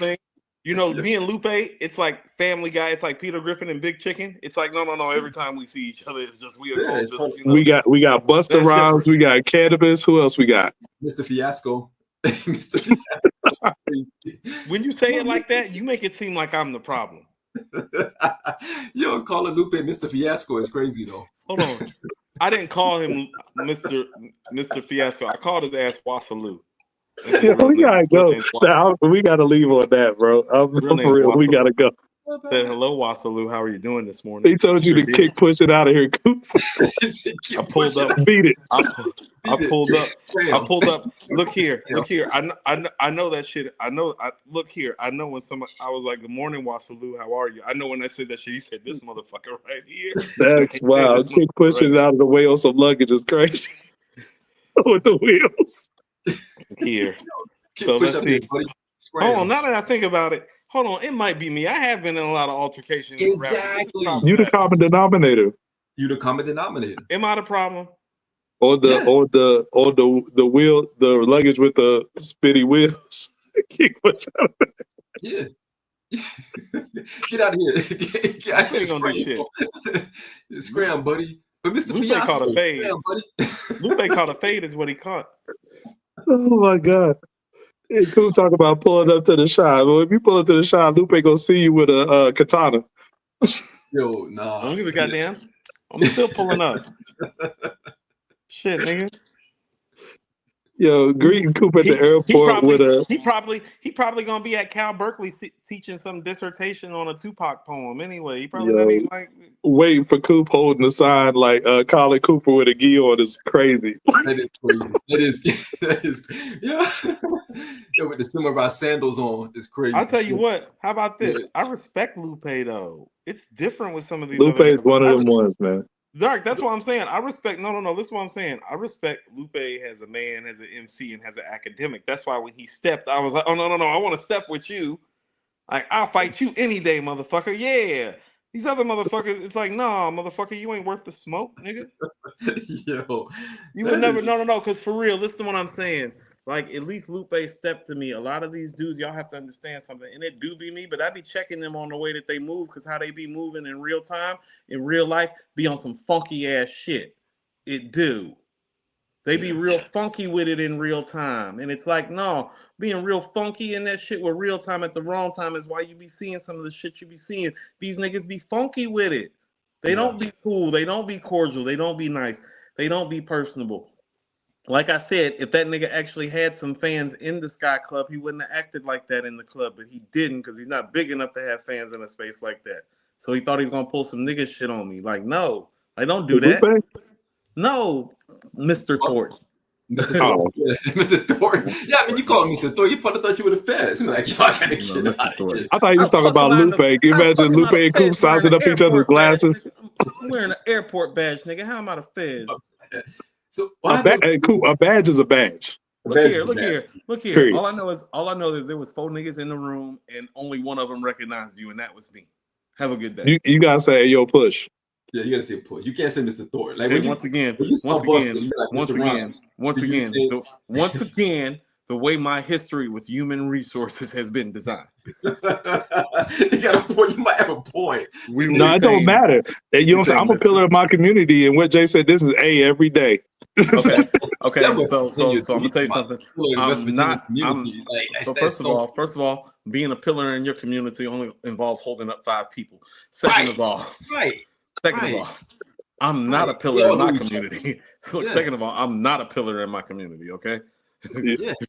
And they don't like my black ass. So what I'm going to do, Mr. Thornton. You definitely don't need to be calling somebody Mr. Thornton if that's the case. That is true. I don't care. No. If you come into my professional work setting, I'm going to address you professionally the way that you deserve to be addressed. I address everybody that way. Whoa. That's what I'm saying. I didn't address him on some nigga shit. I addressed him professionally. You did the right thing, cool. Forget what LP says. Forget what AG says. You did the right thing. Right. Like they want me to fucking take my shirt off, start showing my tattoos, be like, hey, push it. No. Yeah. Hey, Mr. Thornton. Hey, Mr. When Thornton. that Clips album coming out, when that Clips album coming out, Mr. Thornton, inquiring minds on my podcast would like to know. He said, put his finger up. I was like, all right. If Zendaya walks through the airport, what are you gonna say? Who? Zendaya. Who's Zendaya? Come on, look, the chick from the little light skin. I can't do it, y'all. That's like my daughter's age, isn't it? How old is she? All right. If Sade, somebody with one name walked through the airport. You're not going R. Kelly on me, are you? No. I'm pulling people with one name. One name. Andrew, can you cut that out, please? Yo, wow. I'm pulling people with one name. Let's say Sade. You know what I'm saying? Are you dressed as Mr. Dude? Okay, AG. My nickname when I was younger. Oh, they used to call me Kobe too, and that's because I never seen a shot I wouldn't take. Of course, I'm shooting. But what are you going to address her as? My wife. I can see Coop doing that. Yeah, they have to not a chance. Escort him again. I said, yo, are you the only black dude that Nas dated? I mean, a black woman that Nas dated? No, I'm just going to tell her flat out. It's like, now that I finally got you here, you're coming with me. We're going to go clock out. And we're gonna start our life together. I love you. Yeah, and that's when security will. I'm not calling her by anything. I'm gonna call her Mrs. Cooper. Yeah, that's when. Anything else? You got anything else? You got any other questions, AG? Hanging with Mr. Cooper is wild. Hanging with Mrs. Cooper is even better if her name is Sade. All right. Ooh, he came back on you now. Yo, we got another super chat, and we get another chance. May not be a chance, but I tell you what, man. The list of girls I done been with look like a Playboy model calendar. You miss 100% of the shots you don't take, my G. I done shot my shot and won with so many girls that they say was out of my league. Okay, but anyway, This is Sean. And y'all just Who has alike. more So I'm catalog, sure Fab or Kiss? Fab. Sean tried to provoke me to go down this lane, but I'm not doing it. yo, AG is a West Virginia cool. All I'm saying. No, I'm not. All I'm saying is that you know, when you're down here in Atlanta, you know, shoot or shoot. I respect that. Yeah. It's like I got a hot look, Wayne got a highlight reel. My highlight reel pretty damn impressive. I don't know. You might be putting up Carter 6 numbers. No, this all these numbers. no, sir. What Jay said, get on nigga putting up Will Smith numbers. Yeah. Nah, this is get nigga putting up Carter 6 numbers. No, sir. This is get rich. This is Virginia. get rich or die trying over here, sir. We going diamond out in this piece, and we in the club. Yep, we are. Is it who got the worst catalog, Fab or Kiss? I don't want to do that. Fab. Fab, yeah. Fab. Yeah. If it wasn't I think Fab, we discussed that earlier in the show. Hold on, because if Fab had the better catalog, we would be having more of a Fab Kiss discussion, and we don't because Kiss got them on. Yeah, you alluded to that earlier that you said they wasn't as close as people was making them out to because Fab didn't live up to his potential and stuff. Yeah. When you said didn't live up to the potential, I never looked at it that way though, because I never thought that the potential was like that. I never thought he had Kiss potential. We thought he had J potential, not Kiss potential. We thought he had J potential. The Brooklyn connection. So that's crazy. Like, did y'all really feel that though in real time? That he had J level? And remember, Ghetto Fabulous dropped the same day as the Blueprint. I remember in real time, Lee circles I was around, and people were wondering which album would be better in that time. Dead serious. I never heard that. That might be dead serious. And Fab was dubbed as the second coming of Jay. I saw him over a Ace disciple. See, this is how I know. This is how I know the dope game is real, because I know who the users are now based on the people that say these things. Okay. That's how I know the dope game is. So you don't know the user really? So you can know the pusher, but you need to know the user. Right. When you say stuff like this is the user talk. Fab, based on Clue lore, like Triangle Offense with Paul Kane and all, like Fab was held up high when he first dropped, bro. It was anticipation for him, no doubt. I just never heard that anticipation being close to Jay's releasing Blueprint because Jay, by the time I got the Blueprint, Jay was out of here. Like there was, he was, but no, like a semblance of Jay. Like you know what I'm saying? Yeah. I mean, is this fair to say Jay's top 10 before the Blueprint? Jay was he was easy. I had Jay at number 4 before the Blueprint dropped, and then when the Blueprint dropped, he's been my number 2 from 2001 till now.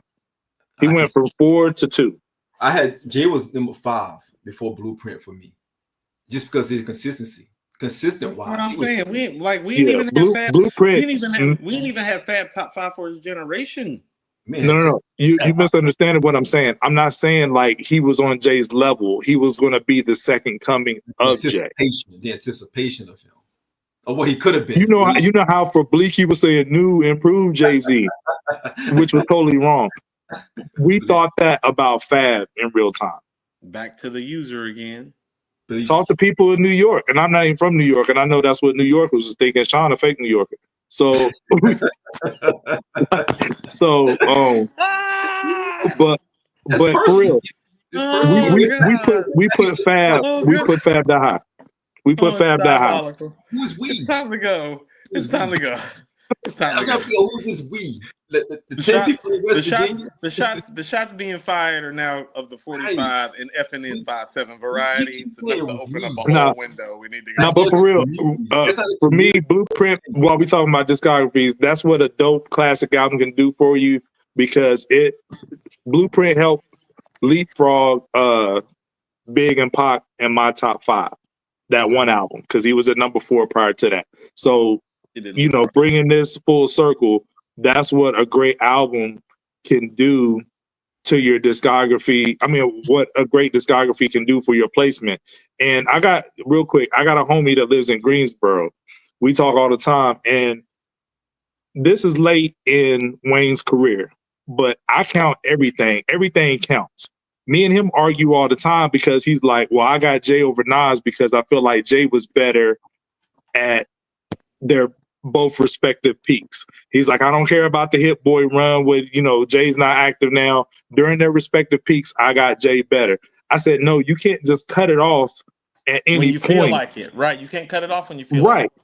Everything counts. Everything is comprehensive, it's cumulative. And I think Jay is hedging his bets by not releasing the album because Nas has made that margin, what I'm saying, that gap is a little bit wider, because of the quality that he put out late in his career. But then my homie will tell me like, well, it's like a tree that falls in the forest. If nobody is around to hear it, doesn't make a sound because the media is not talking about the Nas albums like that. And I said, never let the media predicate what an artist is to me or how good something is or it's not. It all counts at the end of the day. So to that point, Nas' GOAT status to me increased after the late run. And what Lil Wayne is doing late in his career could potentially drop him some spots in the grand scheme of things because it all counts. We can't just pick and choose like, well, I only base this rapper from 96 to 2002. And then I'm going to use that as a determination for why they're the GOAT. But you want to eliminate the parts of their career. I'm a Jordan fanatic. And I know people that act like the Wizard years didn't exist. But it counts. It happened. Regardless of what people want to pretend, it happened. But to me, that doesn't drop him from GOAT status. To me, degree of difficulty, what he was doing on the court at 40 years old was real impressive. Was it the Michael Jordan of Chicago? Hell no. But it was still impressive and it still counts. That's my soapbox. All right. I think we're finished this evening unless you all have more that you'd like to add. I think we're good. Shout out to the chat, man. Had a lot of people in the chat tonight. Yeah, everybody cracking tonight. Like, share, subscribe, please. Like, usually they don't know what they're talking about. They was on point tonight. I'm proud of the chat tonight, man. They don't. I'm proud of it. Definitely, definitely been listening to Coop more. I see you've been listening to Coop more. Appreciate that. Definitely, you can definitely tell. That's not a compliment. DJ All Day. Shout out to DJ All Day with some crazy banter in the chat. DJ All Day was funny y'all night. Hey, DJ All Day's a terrorist. He's definitely a terrorist. He had some of the stuff he put in there was crazy. I wanted to flash it on the screen. It was crazy. Shout out to Sage Trader. I think Sage Trader is a coop. What do you call him? A coopite or something like that. Coopologist. Paracooper. A paracooper. A paracooper. I like that. Paracoopers. A paracooper. Shout out to Sage Trader, the paracooper. Shout out to Luciano. Shout out to LP. Queens Get the Money. LP is crazy. LP will be sending me text messages during the show of pictures that he found by people in the Discord or on Twitter, and be like, "Dog, I'm debating with this." So LP is a tyrant, man. Yes, I'm. He really is. LP is a tyrant. Fuck with LP. Don't show anybody mercy, LP. Shout out. This dude is crazy, man. This dude would joke with people all day. I be catching strays for no reason from this guy, man. As you should. You deserve it. No, you deserve those. We agree with that. I approve the message. I do approve that message. What happened? One team, one fight. Shout out to the publications who gave Wayne anything above an 8, above a 7 or whatever. Shout out to those guys. Who did that? Who the fuck is out here doing that dumb shit? It's not important, I don't think. But shout out to those who gave him over a 7. I think yeah. Hey, 7 what? Forget that, Wayne. Slick Rick at midnight.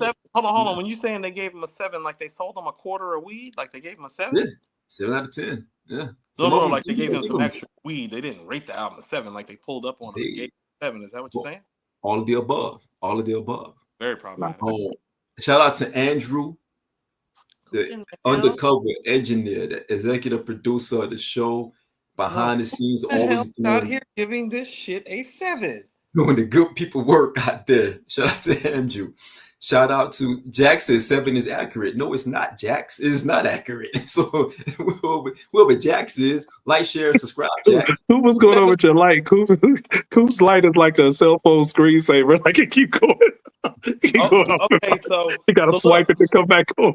So look, no. So I thought it was my lights that were the problem, and then I found out the surge protector is going bad. So I ordered a new surge protector yesterday. It'll be here today, but it didn't get here today because of the rain. And so it's not the lights that are a problem. It's the power to the surge protector. The longer the show goes on, the surge protector is starting to go out. So it shorts out and cuts it off automatically. Yeah, hip hop toss is going like cut off Coos power. That's wild. Y'all be talking about West Virginia, but Yo, Jack say I'm Black it's Mall. It's just one surge protector. Shout out to Jack, man. So it's like so it's just one surge protector, AG. This one surge protector supplies half of the lights in your county. So it's not the same thing. Yo, Slick Rick at Midnight Victory. Check the album out. One of our legends, greatest storyteller of all time. Yo, look at DJ all day. This is what he been doing all night, man. You like stayed up. Night over Wayne. Hold on. You stayed up to listen to the Wayne?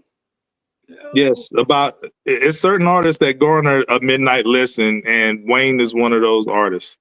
I'm gonna tell you the truth. And I was mad about it. You should be. Real talk. You don't get a midnight listen from me anymore unless you're in my top 10. Well, he's just right. He was right at 11. So I mean, that's Rick Nas has a verse. Nas has a verse in that Slick Rick joint.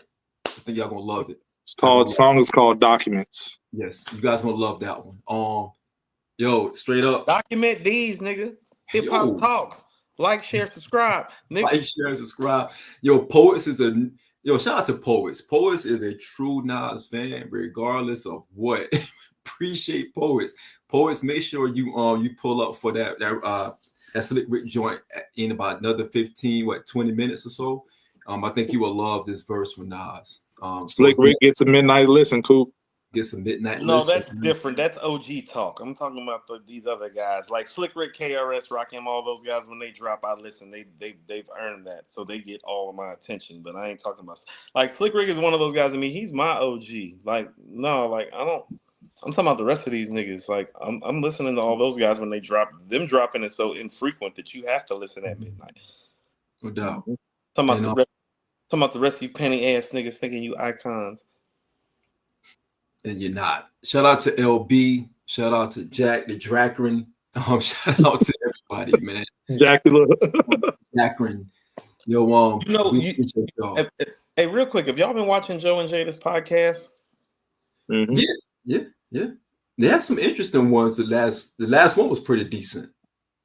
Bleak just launched his joint. He had Ja Rule on there. Oh my goodness, bro. Really? No, for real. It's in collaboration with Drink Champs Network. Angie, we don't care about Bleak like that. I'm just reporting the news. With this Bleak hate.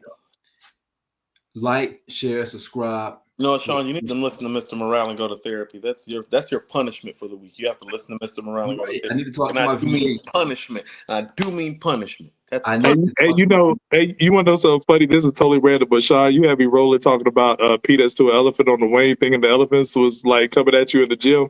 It actually made me want to listen to a respectable elephant song. I went and listened to Russian Elephants by the Woo. just so I could hear a respectable elephant sound sample in a record. That is the fellas, we forgot something. One important piece. Big Sean had a phenomenal verse on this album. Yes. Yeah, and, but I don't like that song with Jelly Roll and all that. I'm sorry because this is another moment where Big Sean got overshadowed by something else. The album is that bad and Big Sean got overshadowed again. Facts. It's crazy. The verse is stellar. You're right. Stellar. Yeah, phenomenal verse. It's the best verse on the album by far. Yeah. And that's saying a lot. Yeah. Is it though? I mean, it's Wayne. It's somebody who's in top 10 in GOAT Talks, and Big Sean has the best verse on the whole entire album. Yeah. Him and Big X the Plug. Big X the Plug went crazy on the album. Big X the Plug went crazy. Went crazy. That sounds okay. Wow. That was pretty dope. We appreciate y'all. Like, share, subscribe, tell a friend to tell a friend. Connect with us in the community section, and we'll see y'all next week. Peace. Peace and love, y'all. Peace.